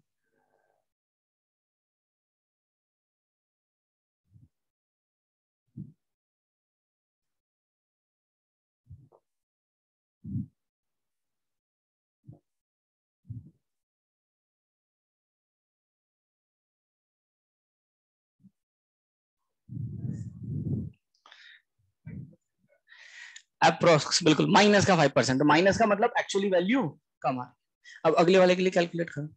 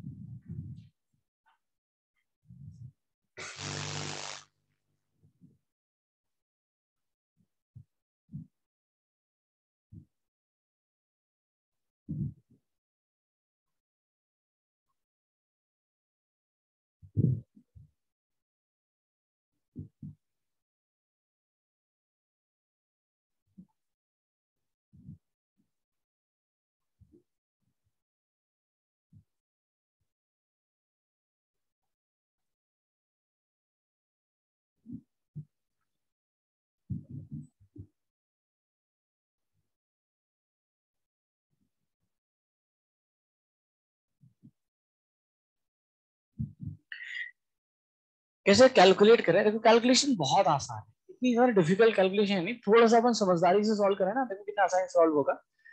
पेशेंसफुली, क्लियरली, अच्छा क्लीन क्लीन अगर सॉल्व करें। जैसे यहाँ पर मेरे पास दो रजिस्टर थे, एक ये 200 था, एक ये 200 था। केस वन, मैंने एक वोल्टमीटर यूज किया जिसका रेजिस्टेंस कितना था, 2000। तो मैंने इस वोल्टमीटर को हटाया और उसकी जगह 2000 ओम का एक रेजिस्टेंस लगा दिया। अब मुझे कैलकुलेट करना है इस वोल्टमीटर की रीडिंग। तो मैं ये बोल रहा हूं कि जो वोल्टमीटर की रीडिंग होगी, जितना इसके अक्रॉस पोटेंशियल ड्रॉप होगा, वही वोल्टमीटर की रीडिंग होगी। सही बात है। तो पहले इसको सॉल्व करते हैं। इसको मैं सॉल्व कर सकता हूं क्या, ये आर इक्विवेलेंट निकाल सकते हो क्या इसका? That is R1 R2 upon R1 plus R2। ये बनेगा बेटा 200 इंटू 2000 अपॉन 200 प्लस 2000, ये बनेगा 2200। ये 0 0 चला गया, तो ये चला गया आपके पास, ये बनेगा आपके पास 1000/11। ये बना, सही है। तो एक्चुअली यहां पर अब दो रजिस्टर हो गए, एक ये तो कितना है 200, और ये कितना है 1000/11, नहीं सॉरी 1000 लिख दिया, 2000/11, सही है। ये दोनों सीरीज में कि पैरेलल में? सीरीज में। तो दोनों में जो पोटेंशियल बटेगा वो आर के डायरेक्ट रेशियो बटेगा। आर का रेशियो निकालो। अगर आप आर का रेशियो निकालोगे तो ये कैंसिल आउट हो गया, तो ये बना 11:10 बना ना भाई, 1:10/11, तो 11:10। तो इसके अक्रॉस कितना पोटेंशियल ड्रॉप आएगा, वो आएगा इसका ratio upon total ratio into total voltage कितना है 60। तो इसके अक्रॉस कितना पोटेंशियल ड्रॉप आया, वो आया 600/21, यानी 200/7। और जितना पोटेंशियल ड्रॉप इसके अक्रॉस आया, उतना ही इसके अक्रॉस होगा, उतना ही इसके अक्रॉस होगा, और यही जो रीडिंग होगी वो हमारी किसकी रीडिंग होगी, वोल्ट मीटर की। सही बात है। इसको जब आप कैलकुलेट करोगे तो ये अप्रॉक्स 28.5 आएगा। तो बात ध्यान से सुना, एक और यहां पर हमें पॉइंट मिल गया। एक्चुअल में कितना आना चाहिए था 30, आया कितना 28.5, ज्यादा आया कि कम आया? तो पहला पॉइंट कि मैं अगर कभी भी रीडिंग कैलकुलेट करूंगा वोल्ट मीटर से, तो मुझे कभी भी ज्यादा रीडिंग नहीं मिलेगी, हमेशा वो कम वोल्टेज को ही रीड करेगा। ऐसा नहीं है कि हम रीड कर रहे हैं एक्चुअल में 30 आना था, उसको 100 रीड कर रहा है, हमेशा उससे कम ही रीड करेगा। क्लियर हो रही बात है यहां तक? तो मेरे पास जो रीडिंग आई वो आई 28.5। तो अगर मैं परसेंटेज एरर निकालू, तो that is V final minus V initial into 100। सही है। कितना आएगा बोलो, वी फाइनल कितना आया 28.5, होना कितना चाहिए था 30 अपॉन 30 इंटू 100। इसको कैलकुलेट करोगे तो ये माइनस का 5% आएगा अप्रोक्सीमेट। ये माइनस क्या दिखा रहा है, वोल्टेज कम आ रहा है। कितने परसेंट से कम आ रहा है, 5%। सबको समझ में आया? ये तो हुआ हमारा केस 1। अब केस 2 सॉल्व करो।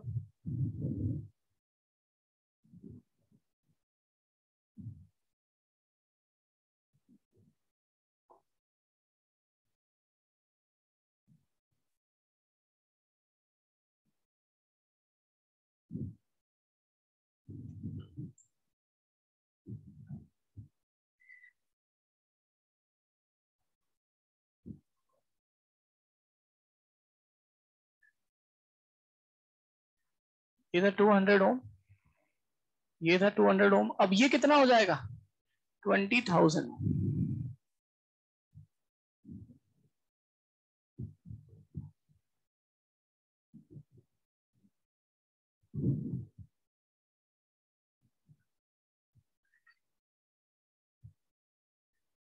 सही है। क्या मैं इसके अक्रॉस ये आर इक्विवेलेंट कैलकुलेट कर सकता हूं क्या? ये आर इक्विवेलेंट कितना आएगा बेटा, 20,000 इंटू 200 अपॉन 20,200। ये बनेगा, यहां से ये उड़ गया, ये 2 से ये 101 हो गया, तो ये बना 20,000 अपॉन 101।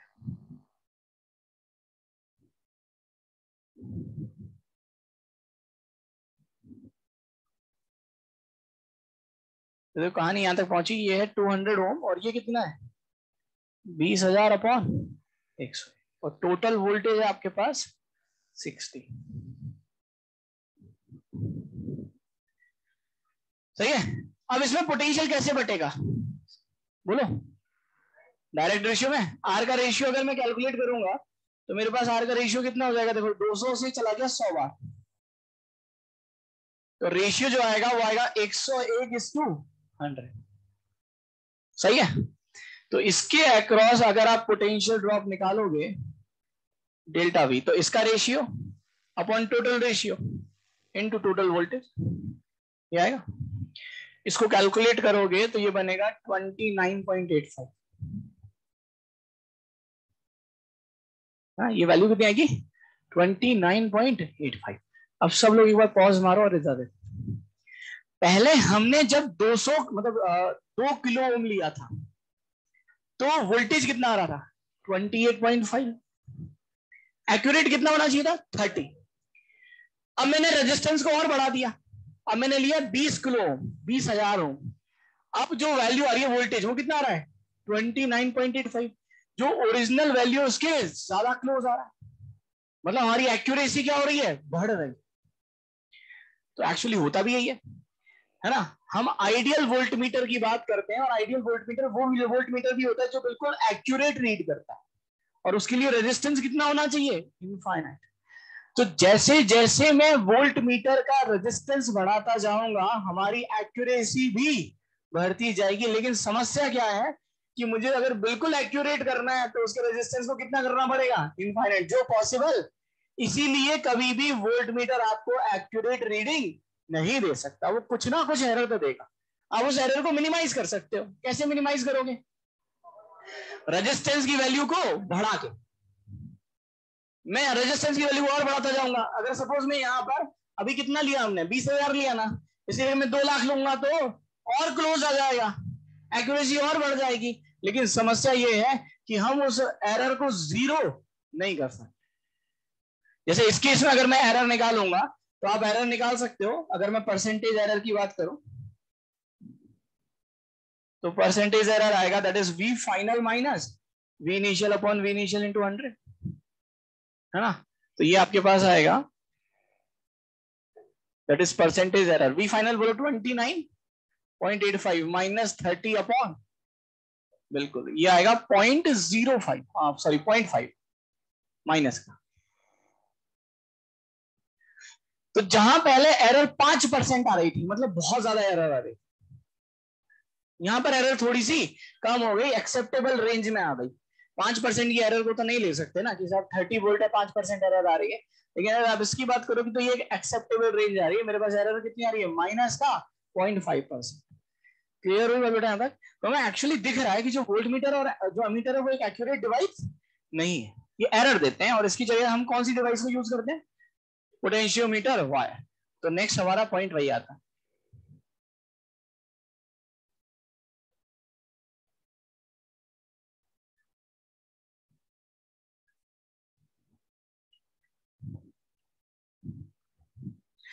क्लियर है? मैं आपको जो पढ़ा रहा हूँ ना इंस्ट्रूमेंट, मैं बिल्कुल ऐसे पढ़ा रहा हूँ कि एक दूसरे से कनेक्टेड है। पहले गैल्वेनोमीटर पढ़ा, उसमें पैरेलल में शंट लगा दिया, मीटर बना दिया। सीरीज में लगा दिया, वोल्ट मीटर बना दिया। फिर हमने इसमें एरर निकाली, और एरर निकालने के बाद हमें पता चला कि ये सब तो बेकार बातें हैं।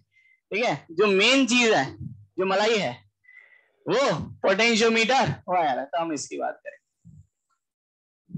यूज करते हैं। उसका रीजन ये होता है, पहली चीज कॉस्ट इफेक्टिव, सब सस्ती डिवाइस है। दूसरा मोबिलिटी, आप उसको जेब में लेके घूम सकते हो। लेकिन पोटेंशियोमीटर वायर एक सेटअप होता है, उस सेटअप को आप लेके घूम नहीं सकते। इसे ट्रक में रख के आ रहा है, अभी करेंगे नहीं सर। ठीक है, तो अगर मुझे सिर्फ वोल्टमीटर को, वोल्टेज को रीड करना है, जैसे मान लो ये सारी डिवाइस आपकी कार में, आपकी इलेक्ट्रिकल व्हीकल्स में सब में लगी रहती है, क्योंकि आपकी कार में, आपके इलेक्ट्रिकल व्हीकल जितने भी होते हैं उन सब में भी करंट तो होता ही है, वोल्टेज होता ही है, सर्किट काम करता ही है ना? वायरिंग जहां पर हो गई वहां वोल्टेज भी हो गया। आपको एक पर्टिकुलर वोल्टेज, जैसे अगर आप देखोगे जो, जैसे आजकल अगर अपन बात करें कार की, जैसे बात करते हैं, तो आप सोचो, ऐसा समझो कार जो है, कार को चोरी करना कितना आसान है? शीशा फोड़ा, चाबी बना नहीं सकता क्या? चाबी बना सकता है क्या? वो चालू हो जाएगी क्या कार? हो जाएगी क्या? नहीं होगी। अगर मैं आपको आराम से रात भर बोलूं कि भैया देख मैं गेट खोल दूं, और आप बोलो कि आप किसी चाबी बनाने वाले को ले आ, चाबी फिट कर दो, चाबी फिट हो जाएगी, वो घूम जाएगा, लेकिन कार स्टार्ट नहीं होगी मेरी कार, बल्कि जैम हो जाएगी। ठीक है, क्यों? क्योंकि आजकल हम जो सिस्टम यूज करते हैं वो एक इलेक्ट्रोमैग्नेटिक सिस्टम यूज करते हैं। होता क्या है, आपकी जो कार का जो सिस्टम, ऐसे तो ऐसा समझो कि अगर इंडिया की बात करें तो साहब ऐसे तो कार हम कहीं पार्क कर देते हैं, 10-15 लाख की गाड़ी खड़ी है, कोई भी ले गया। ऐसे काम आप उसको टो करके चुरा सकते हो, लेकिन आप उसको चला के नहीं ले जा सकते। इसलिए दिल्ली में चक्के चोरी होते हैं, गाड़ी चोरी नहीं होती। ठीक है, अब उसका रीजन मैं बताता हूं होता क्या है। ये मैं आपको अपना एक्सपीरियंस बता रहा हूं। मेरी गाड़ी की चाबी खो गई है ना, मैं बता रहा हूं आपको पूरा सर्किट समझ में आएगा, आपको इंटरेस्ट भी आएगा, है ना। ठीक है, मेरी गाड़ी की चाबी मुझसे खो गई। दो चाबियां थी उसकी। ठीक है, एक चाबी तो मैं ऐसे ऐसे घुमा रहा था, हुआ क्या, पास में नाला था, तो पता नहीं क्या हुआ, वो सीधे नाले में गई, मतलब थ्रो बहुत अच्छा था तो वो गई। तो मैंने सोचा कि दूसरी चाबी, ये मेरे साथ घटना है, दूसरी चाबी मैंने बोला दूसरी चाबी है, कोई दिक्कत, और पहली चाबी तो नाले में गई है तो समस्या भी नहीं है कि कोई चुरा लेगा फिर गाड़ी को। ठीक है, अच्छा कीलेस एंट्री होती है, गाड़ी की चाबी उसमें आजकल लगती भी नहीं है। ठीक है, तो दूसरी चाबी मेरे पास है। ठीक है, अब हुआ क्या, दूसरी जो चाबी है, मैं जयपुर गया। ठीक है, और जयपुर में मेरे भाई की कार में मैंने अपना बैग छोड़ दिया, उसमें लैपटॉप था, मेरी एप्पल टैब थी, मेरी कार की चाबी थी, कुछ पैसे थे, और साहब किसी का जैकपॉट लग गया। एक्चुअली बैग कैसे चुराया, शीशा फोड़ा, बैग ले गया, तो उसका तो जैकपॉट लग गया। ठीक है, हम पुलिस कंप्लेंट की, लेकिन ऑब्वियस बात है कि वो खा पी के वो सब मुक्त हो चुके थे, उनका पेट भर चुका था। ठीक है, तो वो मुझे नहीं मिला। अब हुआ दिक्कत ये थी कि मेरी कार कोटा स्टेशन पे खड़ी थी, जयपुर गया था तो मैं गाड़ी लेके नहीं गया था, यहाँ कोटा स्टेशन पे खड़ी थी, ट्रेन से जयपुर निकल गया। तो साहब अब मैं अपनी गाड़ी को घर कैसे लाऊं, तो मैंने मारुति वाले को फोन किया, तो मेरे पास सियाज है, तो मैंने उनको फोन किया, उनके साहब मेरी गाड़ी की चाबी खो गई है, मुझे चाबी। तो उन्होंने सर चाबी बनने में तो समय लगेगा। उस वक्त मुझे समझ में आया कि ये भाई इतने क्यों बोल रहा है, उनकी तू चाबी मैं अभी 2 मिनट में बुला के लाता हूँ, चाबी बन जाएगी। तो मैंने उसको बोला कि भाई एक्स्ट्रा पैसे ले लेना यार, चाबी तुरंत बनवा दे, तू बनवा दे, ले लेना 100-200 ज्यादा, और तो क्या है ना, मुझे समस्या है। बोला सर बात वो नहीं है। फिर उसने मुझे सिस्टम समझाया। वो होता क्या है कि हम जब कर, जैसे अगर मैं मान लो कोई भी की बनाऊंगा तो कोई दिक्कत नहीं है, चाबी वाला चाबी बना देगा और उस चाबी से आपकी गाड़ी स्टार्ट भी हो जाएगी। कैसे स्टार्ट होगी, जब वो चाबी वाला चाबी बनाएगा और अगर वो उसको इग्नाइट करने की कोशिश करेगा तो आपका इंजन चालू नहीं होगा। वो जो आपका जो सर्किट होता है गाड़ी में, वो एक इलेक्ट्रोमैग्नेटिक चिप से कनेक्टेड होता है, जैसे आपके मोबाइल में एक चिप लगती है ना, मोबाइल में आपकी सिम लगती है ना, वैसे ही उसमें एक चिप लगती है जिससे सिग्नल जाता है उस कंपनी में, जिस कंपनी की आपकी गाड़ी होती है, या इंजन जहां से डिजाइन होता है, वहां पर एक कोड आता है, ओटीपी टाइप का एक कोड जनरेट होता है। वो कोड अगर आप इसमें फिट करोगे तब आपकी जो कार की है वो इंजन के साथ सिंक्रोनाइज होगी, तब आपका इंजन स्टार्ट। ये हाँ आजकल सब कार में आता है। अब आप मारुति 800 की बात करोगे तो साहब उसका नहीं है मेरे पास इलाज, लेकिन अगर आप 5-7 लाख 8 लाख तक की गाड़ी की अगर आप बात करोगे तो उससे ऊपर तो शायद मुझे लगता है आजकल हर एक बेसिक मॉडल में ये सारी चीजें आती है। ठीक है, अब मैं मारुति 800 की बात नहीं कर रहा, ओमनी वैन की बात नहीं कर रहा। ठीक है ना, ठीक है। तो आप अगर एक बेसिक कार की बात करोगे तो उसमें ये सिस्टम होता है। तो ये इलेक्ट्रोमैग्नेटिक, ये इसमें भी एक सर्किट लगा होता है, और इस सर्किट को ऑपरेट करने के लिए आपको बहुत सारी चीजों की जरूरत पड़ती है। आपको चिप की जरूरत पड़ेगी, आपको करंट मेजर करने के लिए कि उस सर्किट में एक पर्टिकुलर करंट ही जाना चाहिए, तो आपको अमीटर की भी जरूरत पड़ेगी, आपको वोल्ट मीटर की भी जरूरत पड़ेगी। हो सकता है वो एक शॉर्ट फॉर्म में हो, एक छोटी सी डिवाइस कनेक्टेड हो जो वोल्टेज को मीजर करे, जो करंट को मीजर करे, लेकिन हर जगह वो सर्किट में फिट होता है। ठीक है, तो ये सारी चीजें है ना, ये जैसे अगर आप देखोगे, मैं आपको एक और एग्जांपल बताता हूँ। किसी ने वो मूवी देखी, कोर, कोर करके एक मूवी है ना, a journey to the centre of the earth, that is core. उस मूवी की शुरुआत होती है, उस मूवी की शुरुआत कुछ इस तरह से होती है कि सब अचानक से है ना, जितने भी बर्ड्स होते हैं ना वो गिरना चालू कर। समझ में आया क्यों गिरना चालू है? उससे क्या फर्क पड़ेगा?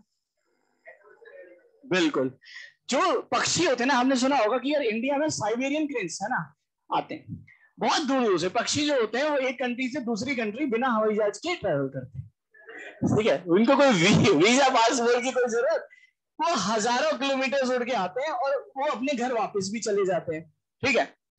तो उनको रास्ता कैसे याद रहता है, वो रास्ता भगवान ने उनको एक टेक्निक दी है कि हमारे साथ दिक्कत क्या है, हमारी जो आंखें हैं हम सिर्फ विजिबल रेंज को ही सेंस कर सकते हैं, 4000 एंगस्ट्रॉम से लेके 8000 एंगस्ट्रॉम तक की वेवलेंथ को हम सेंस कर सकते हैं।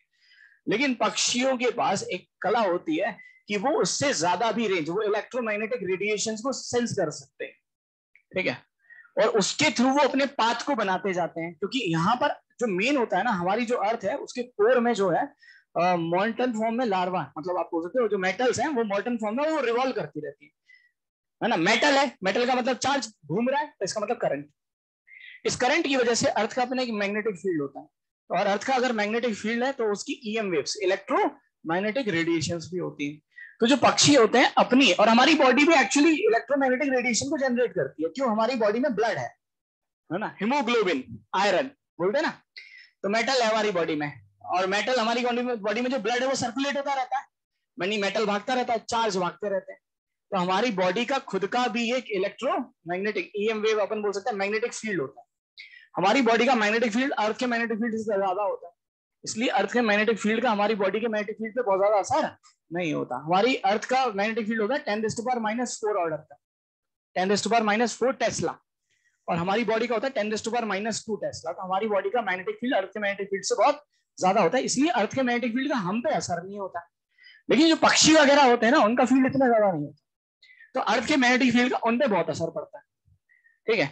तो वो अपनी डायरेक्शन को सेंस कर पाते हैं अर्थ के मैग्नेटिक फील्ड की वजह से। उस मूवी में दिखाया गया कि अर्थ का जो कोर है वो घूमना बंद कर देता। अब घूमना बंद हुआ तो चार्ज घूमना बंद हो गया, और चार्ज घूमना बंद हुआ तो करंट की वैल्यू, तो मैग्नेटिक फील्ड कितना, 0, तो अर्थ का मैग्नेटिक फील्ड खत्म हो गया। और अर्थ का मैग्नेटिक फील्ड खत्म हो गया तो ईएम वेव जो फॉर्मेशन हो रहा था अर्थ की वजह से वो भी खत्म हो गया। अब इस अर्थ, तो पक्षी जो अपनी डायरेक्शन को सेंस कर पा रहे थे वो उस डायरेक्शन को भूल जाते।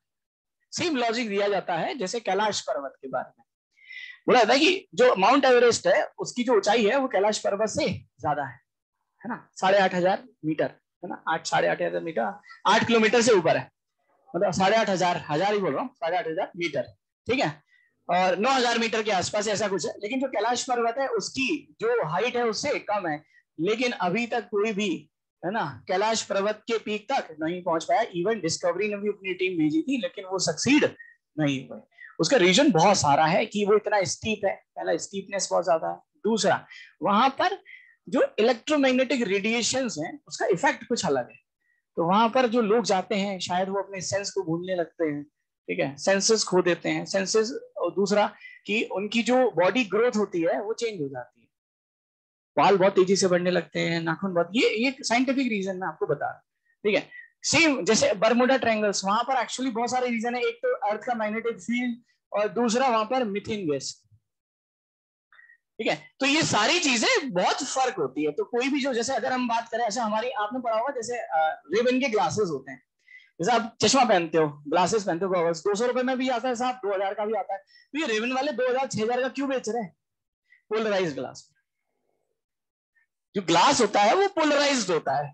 अब पोलराइज ग्लास और नॉर्मल ग्लास में क्या फर्क है? बहुत फर्क है। हमारी जो आंखें होती हैं, हमारी आंखें लाइट को फील करती हैं। लाइट का मतलब क्या है? इलेक्ट्रो मैग्नेटिक रेडिएशन, जिसमें इलेक्ट्रिक फील्ड भी हो और मैग्नेटिक। लेकिन हमारी आंखों के साथ दिक्कत क्या होती है? हम इलेक्ट्रिक फील्ड को सेंस नहीं कर पाते, मतलब मैग्नेटिक फील्ड को सेंस नहीं कर पाते। हमारी आंखें मैग्नेटिक फील्ड को सेंस नहीं करती है, सिर्फ किसको सेंस करती है? इलेक्ट्रिक फील्ड को। लेकिन जब लाइट आती है ना तो पार्टिकल्स कहीं भी दौड़ते हैं, तो इलेक्ट्रिक फील्ड की जो डायरेक्शन होती है वो अनओरिएंटेड होती है, इसको बोलते हैं अनपोलराइज लाइट। तो ये हमारी आंखों पे गलत इफेक्ट डालती है। तो हमने देखा होगा 200 रुपए का ग्लास जब आप आंखों में लगाओगे तो 10-15 मिनट में आंखें ऐसे चलेंगी, है ना। लेकिन जब आप रेबन का ग्लास लगा के स्टाइल मारते हो तो आप देखोगे जब आप सूर्य को भी आप आराम से देख पाते हो। अगर आप उसका सनग्लास लगाओगे आप सूर्य की आंखों में आंखें डाल के देख सकते हो। ऐसा इसलिए होता है क्योंकि जो उस ग्लास के थ्रू जो लाइट आ रही है वो पोलराइज ग्लास है। पोलराइज ग्लास पोलराइज लाइट है। उस पोलराइज लाइट का मतलब होता है उसमें जो इलेक्ट्रिक फील्ड आता है वो रैंडम डायरेक्शन में ना होके एक पर्टिकुलर डायरेक्शन में होता है।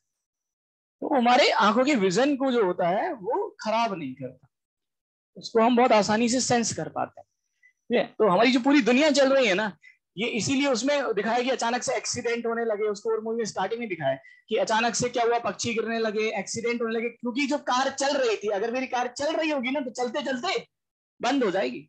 अगर अर्थ का मैग्नेटिक फील्ड यानी ईएम वेव, अगर अर्थ के रोटेशन में कुछ गड़बड़ हुई, अर्थ के सेंटर में कुछ गड़बड़ हो गई, तो हम सबकी जिंदगी एकदम से रुक जाएगी। इवन हमारे बॉडी के ब्लड के फ्लो पर भी इफेक्ट पड़ेगा।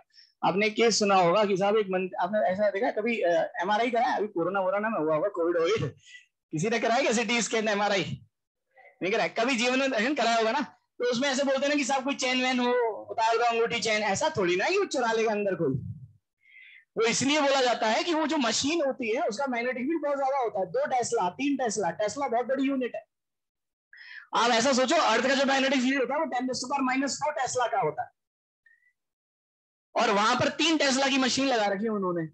तो उसका मैग्नेटिक फील्ड इतना ज्यादा है कि साहब आपने अगर चेन पहन के चले गए, अंगूठी पहन के चले गए, तो हो सकता है उस मशीन के अंदर चेन के साथ ही चले जाओ। मैग्नेटिक पावर ही तो है, खींचने की पावर। तो अगर ये मेटेलिक चीज है, इसको अगर वो खींच सकती है मशीन, तो ये हो सकता है इतनी तेजी से खींचे कि मैं इंजर हो सकता हूँ, मुझे दिक्कत हो सकती है। तो साहब एक नेताजी चले गए अपने गनमैन के साथ अंदर, उनको बोला कि तो साहब नहीं जा सकते अंदर, तो मेटल आप तो पूरा AK-47 लेके जा रहे हो। तो नेताजी बोले साहब हम तो विधायक हैं, है ना, ठीक है ना। तो हुआ क्या, गनमैन मशीन में बंदूक के साथ घुस गया, ठीक है। तो ऑब्वियस ही बात है उसकी पुलिंग पावर इतनी ज्यादा होगी, आप सोचो सही उसकी क्षमता कितनी ज्यादा होगी। अगर आप एक्सपेरिमेंट देखना यूट्यूब पर, अगर एक मैग्नेट के एक्सपेरिमेंट होते हैं कि आप बहुत हाई पावर मैग्नेट लाओगे, तो छोटी छोटी जो मैग्नेट भी होती है ना, इतनी ज्यादा होती है कि आप उसको खींच के अलग नहीं कर सकते। लेकिन आप एक 3 टेस्ला की मशीन के पास जा रहे हो, और अगर आप मेटेलिक चीज ले जाओगे और कोई भी हैवी मेटल होगा, तो ऑब्वियस ही बात है वो उस पर बहुत ज्यादा फोर्स लगाए। तो हमारी जो बॉडी होती है ना, इस पे इलेक्ट्रिक फील्ड, मैग्नेटिक फील्ड, जो नेचर है ना, इस पे इन सब चीजों का बहुत फर्क पड़ता है। हम जितनी भी डिवाइसेस यूज करते हैं, आप मोबाइल यूज करते हो, तो मोबाइल भी आपका एक पर्टिकुलर करंट को ही रीड करता है ना। जैसे आप बोलते हो कि कई बार क्या होता है, मोबाइल की बैटरी जो होती है, बोलते कि ब्लास्ट हो गया उसमें, तो उसमें ऐसा दिक्कत नहीं है कि साहब, कई बार क्या होता है, कंज्यूमर जो कस्टमर होता है उसकी भी समस्या होती है, वो कोई भी चार्जर को यूज करता है, इसको कर दिया, उसको वो देख थोड़ी रहा है कि इस पे जो इसमें लिखा हुआ है कि आजकल जो चार्जर आता है, जैसे मान लो कि मैं जो मोबाइल यूज करता हूँ उसमें एक चार्जर आया 65 वॉट का, ठीक है, OnePlus का मोबाइल है, लेकिन मेरी वाइफ पे OnePlus का मोबाइल है, मैं उसका मोबाइल अपने में मतलब उसका चार्जर अपने मोबाइल में यूज नहीं करता। क्यों? क्योंकि मेरे मोबाइल में लिखा हुआ है कि साहब ये 65 वॉट का ऑपरेटेड है। अब मैं अगर इससे ज्यादा करूंगा तो ऑब्वियसली बात है हीटिंग प्रॉब्लम आएगी, हो सकता है बैटरी फट जाए, और हो सकता है मैं भी फट जाऊं साथ में बैटरी के। क्लियर है? तो ये रीजन रहता है ना। पहले होता था कि भाई ओवर हीटिंग होने लग जाती थी कि बैटरी फूल जाती थी, हमने पुराने ऐसी मोटी हो जाती थी खा खा के चार्जर के, है ना। लेकिन ऐसा आजकल नहीं होता, क्योंकि ऑटो कट ऑफ हो जाता है, जैसे आपकी बैटरी फुल चार्ज होती है 100%, वो उससे ज्यादा वो चार्ज नहीं ले पाती। लेकिन पहले ऐसा नहीं होता था। तो पहले जो हम बैटरी एक्चुअली, अब तो हम लिथियम आयन बैटरी यूज करते हैं, पहले हम इस तरह की बैटरी को यूज नहीं करते थे। तो उसमें क्या होता था, वो चार्ज लेती जाती थी, उसको पता ही नहीं होता था, उसका पेट मोटा होता जाता था, पीछे वाला जो उसका दरवाजा होता था ना वो भी बैंड हो जाता था। लेकिन वो अपना खाना खाना खत्म, वो फूलती जाती थी, पूरी की तरह से फूल जाती थी बिल्कुल, ठीक है, ऐसा होता था। लेकिन अब अगर आप देखोगे तो ऐसा बैटरी में नहीं होता। सबको बात ध्यान तक समझ आई? ठीक है, अब अपने टॉपिक पर आते हैं, है ना, बकवास बहुत हो गई। अब आते हैं पोटेंशियोमीटर वायर। तो थोड़ा सा 10-15 मिनट और लूंगा और इस चीज को अपन खत्म करेंगे, है ना।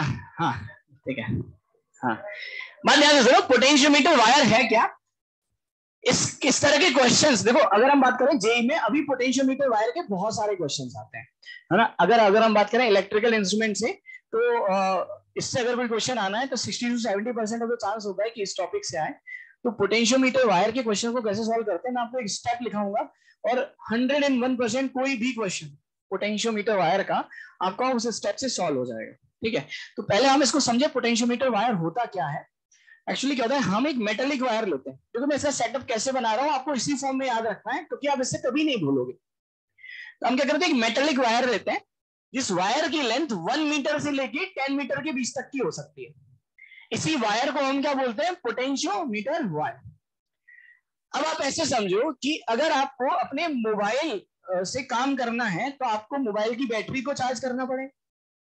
उसके लिए आपको क्या करना पड़ेगा, उसमें एनर्जी को सप्लाई करना पड़ेगा। तो आप मार्केट से कोई भी डिवाइस ला रहे और उस डिवाइस से कुछ कैलकुलेट करना चाहते हो, कुछ मेजर करना चाहते हो, तो पहले उस डिवाइस को भी तो चलाना पड़ेगा और उस डिवाइस को चलाने के लिए आपको एनर्जी लगानी पड़ेगी। इसी तरह से पोटेंशियोमीटर वायर को ऑपरेट करने के लिए भी आपको एनर्जी की रिक्वायरमेंट होगी। तो पोटेंशियोमीटर वायर में दो सर्किट होते हैं, एक होता है प्राइमरी सर्किट और एक होता है सेकेंडरी सर्किट। प्राइमरी सर्किट वो सर्किट होता है जिससे पोटेंशियोमीटर वायर को करंट मिलता है कि ये तो चालू तो करो इस डिवाइस को, तब तो ये काम करेगी, तो उसको हम बोलते हैं प्राइमरी सर्किट। और सेकेंडरी सर्किट वो होता है जिसे हमें कैलकुलेट करना है पोटेंशियोमीटर वायर से। मतलब क्या है सर, कि साहब ये मेरे पास एक वायर है जिसकी लेंथ कहां से कहां तक हो सकती है, 1 मीटर से 10 मीटर के बीच में, इसी को हम पोटेंशियोमीटर वायर कहते हैं। अब इसको चालू करने के लिए हम क्या करते हैं, इससे बैटरी को कनेक्ट कर देते हैं। तो ये मैंने बैटरी कनेक्ट कर दी, इसका ईएमएफ कितना हो गया, इस बैटरी से इसको एनर्जी मिलती है, करंट मिलता है। बगल में हम एक बटन लगा देते हैं स्विच, तो ये मैंने एक स्विच लगा दिया और हम एक यहां पर एक रेजिस्टेंस और लगा देते हैं और इस टर्मिनल को, इस वायर के इस एंड को इससे कनेक्ट कर देते हैं इस तरह से। अब आप बोलोगे सर ये कैसा रेजिस्टेंस है, तो ये एक वेरिएबल रेजिस्टेंस होता है, इसको हम बोलते हैं रियोस्टेट, है ना, रियोस्टेट। तो रियोस्टेट एक ऐसा रेजिस्टेंस होता है जो वेरिएबल होता है। वेरिएबल कैसे, आप ऐसे समझो, अगर मैं इस मूविंग एंड को इधर शिफ्ट करूं तो इस सर्किट के अंदर रेजिस्टेंस की वैल्यू बढ़ जाएगी, ज्यादा रेजिस्टेंस आएगा, और रेजिस्टेंस की वैल्यू बढ़ गई तो इसमें करंट की वैल्यू कम हो जाएगी, क्योंकि I is equal to delta V by R equivalent. तो रेजिस्टेंस बढ़ गया तो करंट कम हो गया, यानी मैं इसको मूव करा के इस सर्किट में करंट की वैल्यू को ऑपरेट कर सकता हूं। सही बात है। तो ये हो गया रियोस्टेट, इसको हम आरएच से डिनोट करते हैं। इस पूरे सर्किट को हम बोलते हैं प्राइमरी सर्किट।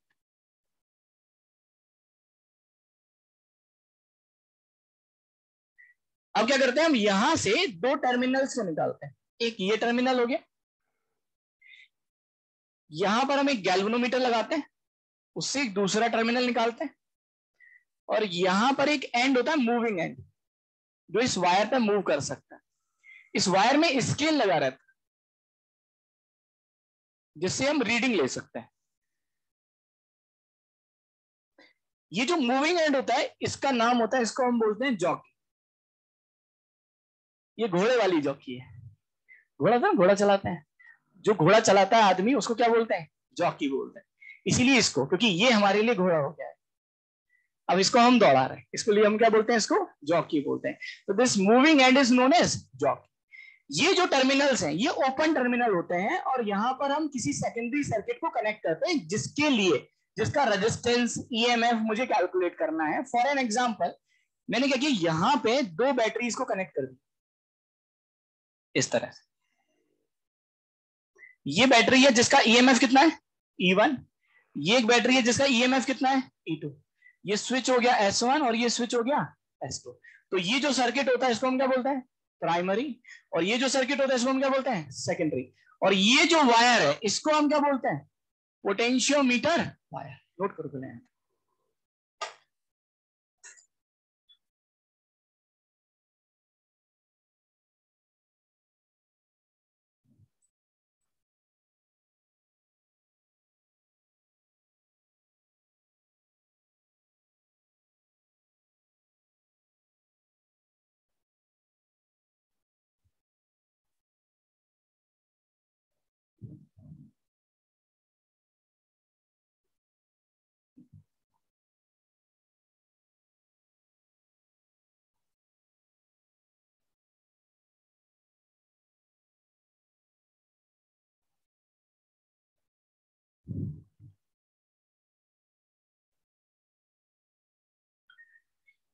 ये होती है की,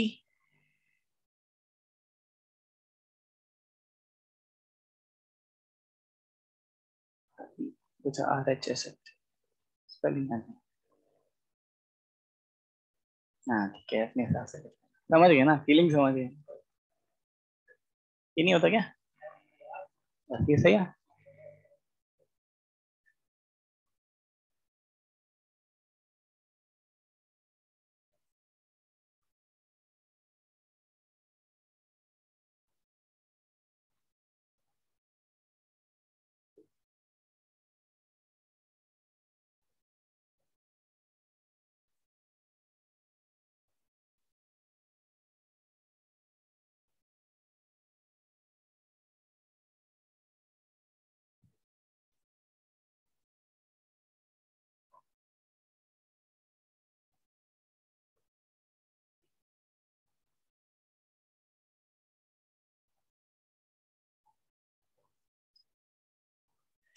नहीं, ये तो प्राइमरी सर्किट कहलाता है, और ये वाला सर्किट जो होता है इसको हम क्या बोलते हैं? सेकेंडरी।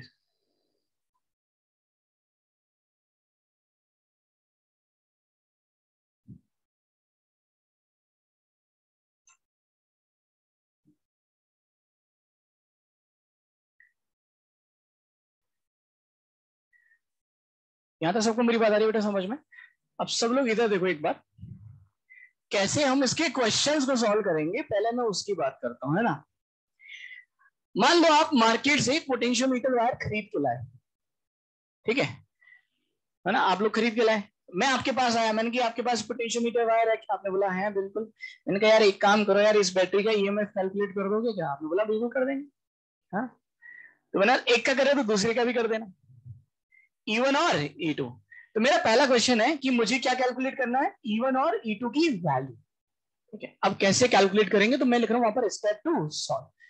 तो आप बोलोगे ठीक है भाई तू थोड़ी देर आराम कर, हम करते हैं कैलकुलेट, पहले मुझे डिवाइस को चालू तो करने। तो आपने डिवाइस को चालू किया, टिंग टोंग, ठीक है। तो जैसे ही आपने इस की को ऑन किया, इधर देखो, इस प्राइमरी सर्किट में क्या जाएगा? करंट। अभी सेकेंडरी सर्किट कनेक्टेड नहीं है, क्योंकि आपने तो बोला कि थोड़ी देर आराम कर। तो इधर देखो सब लोग, मैंने इस की को ऑन किया, इसमें करंट घुमा, मान लेते हैं करंट, अब ये बैटरी चार्ज होगी कि डिस्चार्ज? डिस्चार्ज। एक ही बैटरी है साहब, डिस्चार्ज होगी, करंट ऐसे फ्लो करेगा। मान लो कितना करंट फ्लो कर रहा है? आई। क्या आप इस आई की वैल्यू कैलकुलेट कर सकते हो क्या?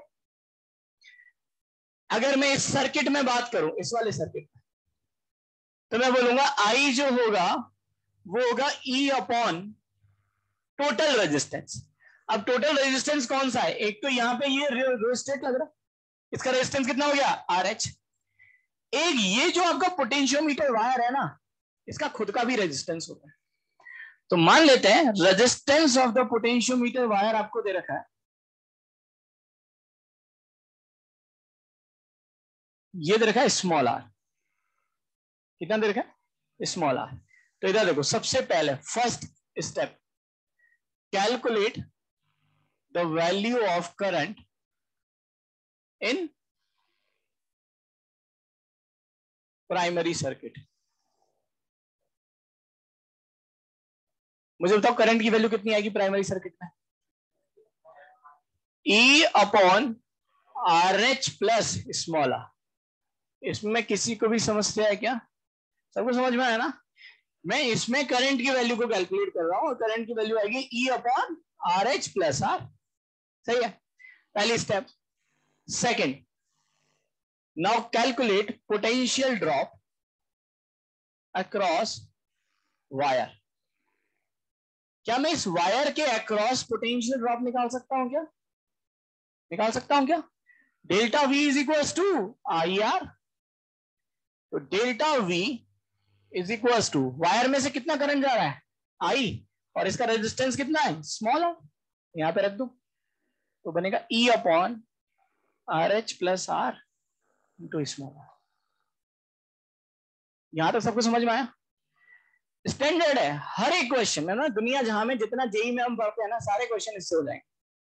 तीसरा पॉइंट, डेल्टा वी आ गया, इसको लेंथ ऑफ द वायर से डिवाइड कर दो, ठीक है। तो डेल्टा वी को अगर मैं लेंथ ऑफ द वायर से डिवाइड करूंगा, तो इस टर्म को हम एक नाम बोलते हैं potential gradient. This is known as potential gradient, और इसको मैं के बोल रहा हूं। नया एक कांस्टेंट मान लिया मैंने, दैट इज के। तो इसकी वैल्यू कितनी होगी बोलो? Delta V divided by L करूंगा, तो डेल्टा वी कितना है? E upon R H plus R into small r by. आ गया सबको? यहां तक कहानी बढ़िया समझ में आई?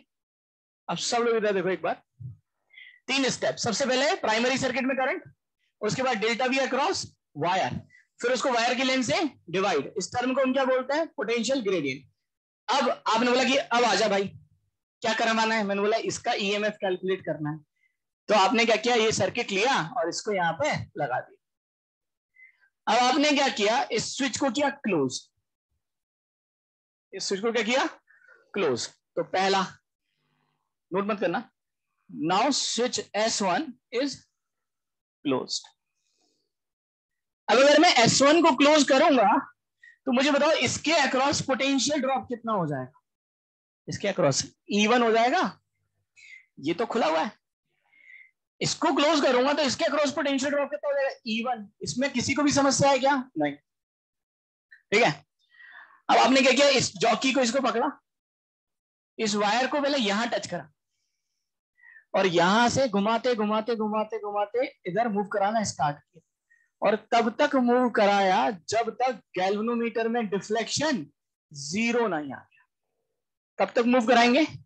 इसको पकड़ा और मूव कराना स्टार्ट किया, विजुलाइज हो रहा है? यहां से मूव कराना स्टार्ट किया, कब तक मूव कराएंगे? जब तक इस गैल्वेनोमीटर में डिफ्लेक्शन कितना नहीं आ जाए, जीरो। मान लो आप यहां से L1 लेंथ पर ले गए, और जब मैं यहां से L1 लेंथ पर ले गया तो गैल्वेनोमीटर में डिफ्लेक्शन कितना आ गया? जीरो। ये क्या दिखा रहा है कि इस वाली ब्रांच से, इस गैल्वेनोमीटर से कितना करंट पास हो रहा है? जीरो। सही बात है, गैल्वेनोमीटर में डिफ्लेक्शन जीरो कब आएगा? जब गैल्वेनोमीटर से में से पास होने वाले करंट की वैल्यू कितनी हो जाए? जीरो। तो ये जीरो हो गई। अगर ये जीरो हो गई तो मैं ऐसे बोल सकता हूं क्या कि जितना, अगर ये जीरो है, इसमें कोई करंट फ्लो नहीं कर रहा, तो जितना पोटेंशियल इस पॉइंट का होगा उतना ही पोटेंशियल इस पॉइंट का होगा, क्योंकि करंट तो फ्लो कर ही नहीं, तो कोई पोटेंशियल ड्रॉप भी नहीं आएगा। पक्का? तो जितना पोटेंशियल इस पॉइंट का उतना ही इसका, तो जितना पोटेंशियल ड्रॉप इसका होगा, जितना पोटेंशियल ड्रॉप इसका होगा उतना ही पोटेंशियल ड्रॉप इतनी लेंथ का होगा। क्लियर है? तो मैं ऐसे बोल सकता हूं कि now S1 is closed end start to move jockey till the reading of galvanometer is zero. सही है? मान लो इसको मूव कराया और कितनी लेंथ तक ले गए? L1। अब ये बताओ इसका पोटेंशियल ड्रॉप मैं कैसे निकालूं? ये वाला पोटेंशियल ग्रेडियंट एक ऐसी चमत्कारी चीज होती है जिसको अगर आप लेंथ से मल्टीप्लाई कर दोगे तो उतना पोटेंशियल ड्रॉप आ जाएगा।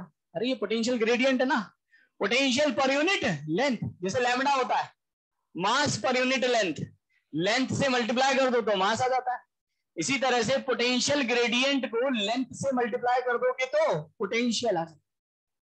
तो अगर मुझे इतने हिस्से का पोटेंशियल लिखना है तो मैं पोटेंशियल ग्रेडियंट को किससे मल्टीप्लाई कर दूंगा? लेंथ से। ये लेंथ कितनी आई? तो क्या ये पोटेंशियल आ गया क्या? और क्योंकि गैल्वेनोमीटर में करंट कितना आ रहा है? जीरो, तो जितना पोटेंशियल ड्रॉप इसके अक्रॉस होगा उतना इसके अक्रॉस होगा, और इसकी वैल्यू कितनी है? E1। ये हो गया E1। हो गया कैलकुलेट? ठीक है, मैं बहुत खुश हो गया आपसे। फिर मैं बोला कि एक काम करो यार, ये E2 भी कैलकुलेट कर दो, तो आपने कहा ठीक है चल कोई दिक्कत नहीं है, इतना रिक्वेस्ट कर रहे तो कर देते हैं। तो आपने क्या किया, इसको ओपन कर दिया, अब किसको क्लोज किया? S2 को। और S2 को क्लोज किया, दोबारा से इसको इधर ले आए और मूव कराना चालू किया। कब तक? जब तक गैल्वेनोमीटर में करंट की वैल्यू कितनी ना हो जाए? जीरो। मान लो चल रही है तो लेंथ कितनी हो गई? L2। तो मैं ऐसे बोल सकता हूँ कि आप पोटेंशियल ड्रॉप कितना हो जाएगा? KL2। और ये किसके बराबर होगा? ये 1 हो गया और ये 2 हो गया। अगर मैं आपसे रेशियो पूछता कि what will be the ratio of E1 upon E2, तो आंसर आता E1 upon E2 is equal to, note करो बेटा इसको मतलब। और एक लास्ट क्वेश्चन करते हैं इस पे, उसके बाद जयराम जी। हाँ जी बेटा, है ना, एक बार नोट करो, नोट करो, मैं क्वेश्चन देता हूँ, उसको सॉल्व करेंगे और फिर उसके बाद खुद ही समझ लेंगे, मतलब मैं समझा दूंगा।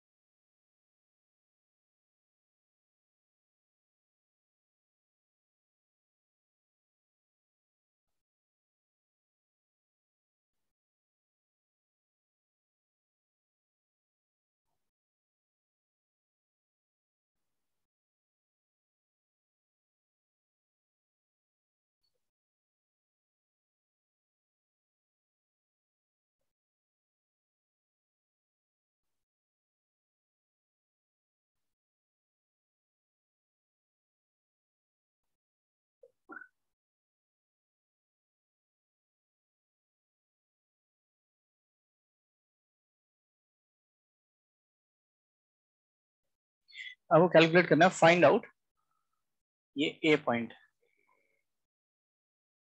Find out distance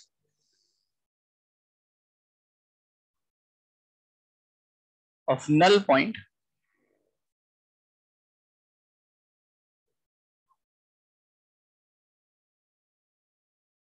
from A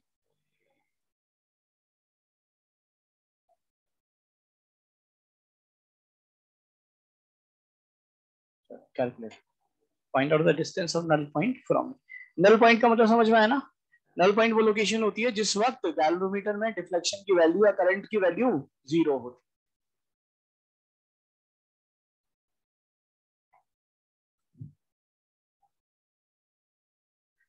एक तो ये हो गया, एक क्वेश्चन और कैलकुलेट करो इसमें।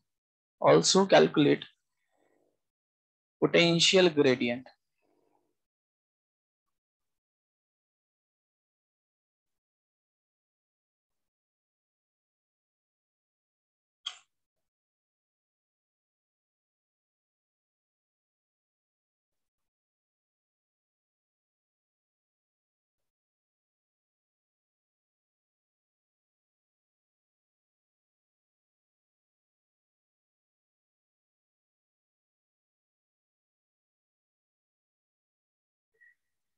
कितना आएगा? कौन सा? अच्छा सॉरी, हाँ बेटा, इसका रेजिस्टेंस एक बार देख, बिल्कुल वायर का ना, वायर का रेजिस्टेंस दे रखा है 10 ओम पर metre. The resistance of wire दे रखा है 10 ओम पर मीटर।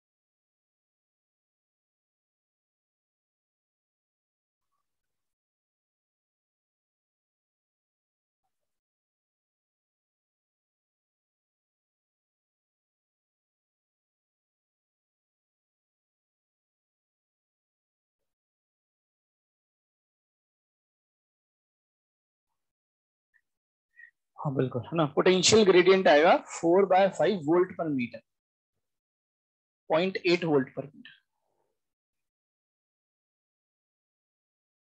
दूसरा कैलकुलेट करना है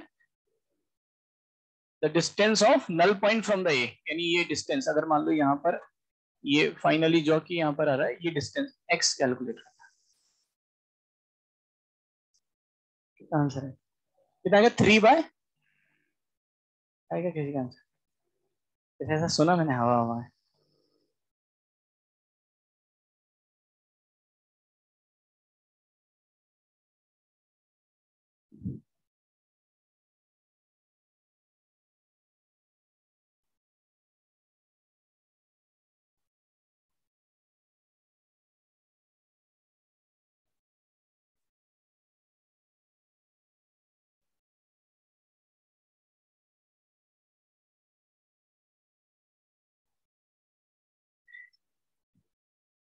जब पोटेंशियल ग्रेडियंट तक तो बहुत आसान है ना।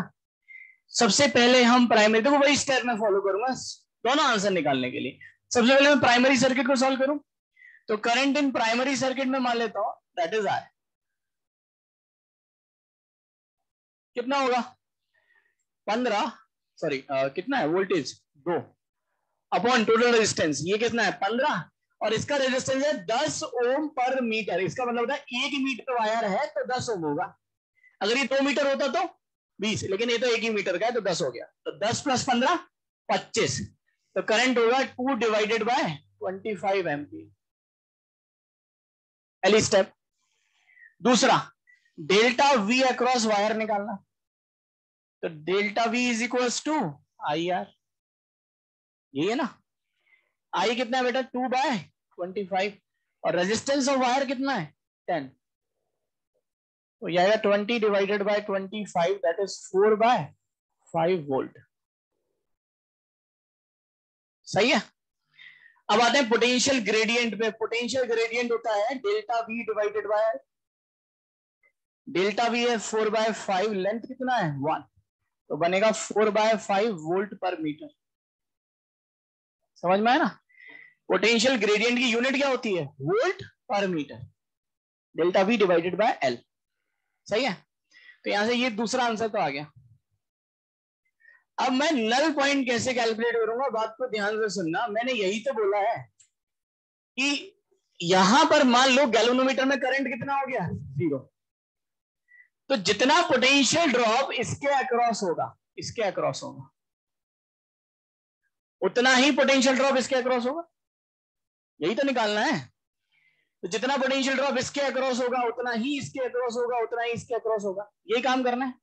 यही तो कर रहे थे हमने। यही तो बोला था कि भैया हमने की को क्लोज किया और तब तक हमने जॉकी को मूव कराया जब तक गैल्वेनोमीटर की रीडिंग 0 ना हो जाए। और गैल्वेनोमीटर की रीडिंग 0 हो गई तो इसमें कोई भी करंट फ्लो, तो जितना पोटेंशियल यहां का उतना यहां का, जितना यहां का उतना यहां का।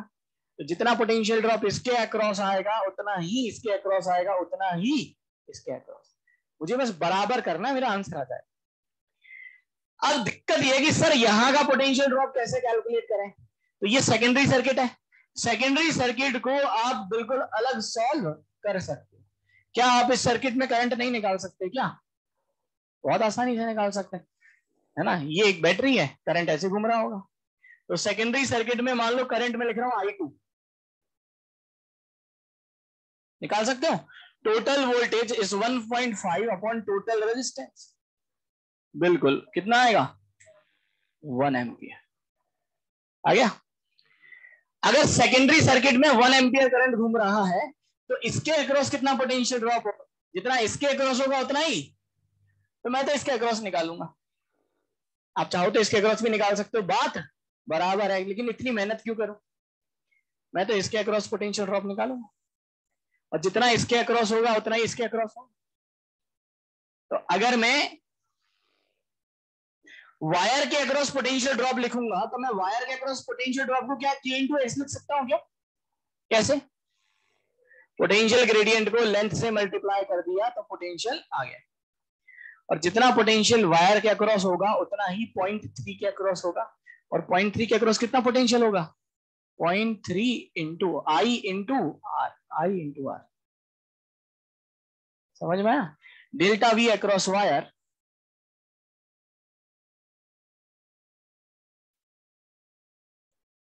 Is equal to delta V across the 0.3 ohm. बस यहां से बराबर कर देते हैं। के की वैल्यू आपको पता है बेटा कितनी? 4/5 into X is equal to 0.3 को 3/10 लिख सकता हूं। यहां से एक्स की वैल्यू आ गई 3/8 आ जाएगा ना? 5 से गया 2 बार, है ना? कितना आ गया? 3/8। सबको मेरी बात बढ़िया समझ में आई? तो इस तरह से हम पोटेंशियोमीटर वायर के क्वेश्चंस को कंप्लीट कर सकते हैं। ठीक है, बाकी फिर नेक्स्ट क्लास में कंप्लीट करेंगे। नेक्स्ट क्लास आप लोगों की मंडे को तो है नहीं, ट्यूसडे को है। ट्यूसडे को जो डिस्कशन रहेगा वो पेपर का डिस्कशन रहेगा। पेपर को बढ़िया से अटेम्प्ट करके आना है ना? मतलब एग्जाम में भी अच्छे से करके आना है और उसके बाद भी सर बाद में अटेम्प्ट कर लेंगे बढ़िया से, है ना? ठीक है, पेपर सबको देना है, अच्छे से देना है, एंजाइटी नहीं होनी चाहिए। ठीक है, मार्क्स आपको ट्राई करना है आपके रेस्पेक्ट में आपके मार्क्स अच्छे आए। ठीक है, लेकिन अगर मान लो आप घर आके पेपर को देखते हो और आपके क्वेश्चंस गलत हो जाते हैं तो अपनी गलतियों से लर्निंग की हमेशा कोशिश करो, ट्राई करो, पहले तो गलती ना करो। और गलती हो जाए तो घर पे आके उनसे सीखने की कोशिश करो कि ये गलती हमें नेक्स्ट टाइम नहीं करनी है। उसके चक्कर में ये नहीं है कि साहब पढ़ाई छोड़ दें और ये कर दें वो कर दें, है ना? वो भी देखा है ना? तो बढ़िया से पेपर देना है, अच्छे से देना है। ठीक है, और बस अच्छी अच्छी रैंक लानी है। ठीक है, चलो नेक्स्ट क्लास में मिलते हैं। Thank you.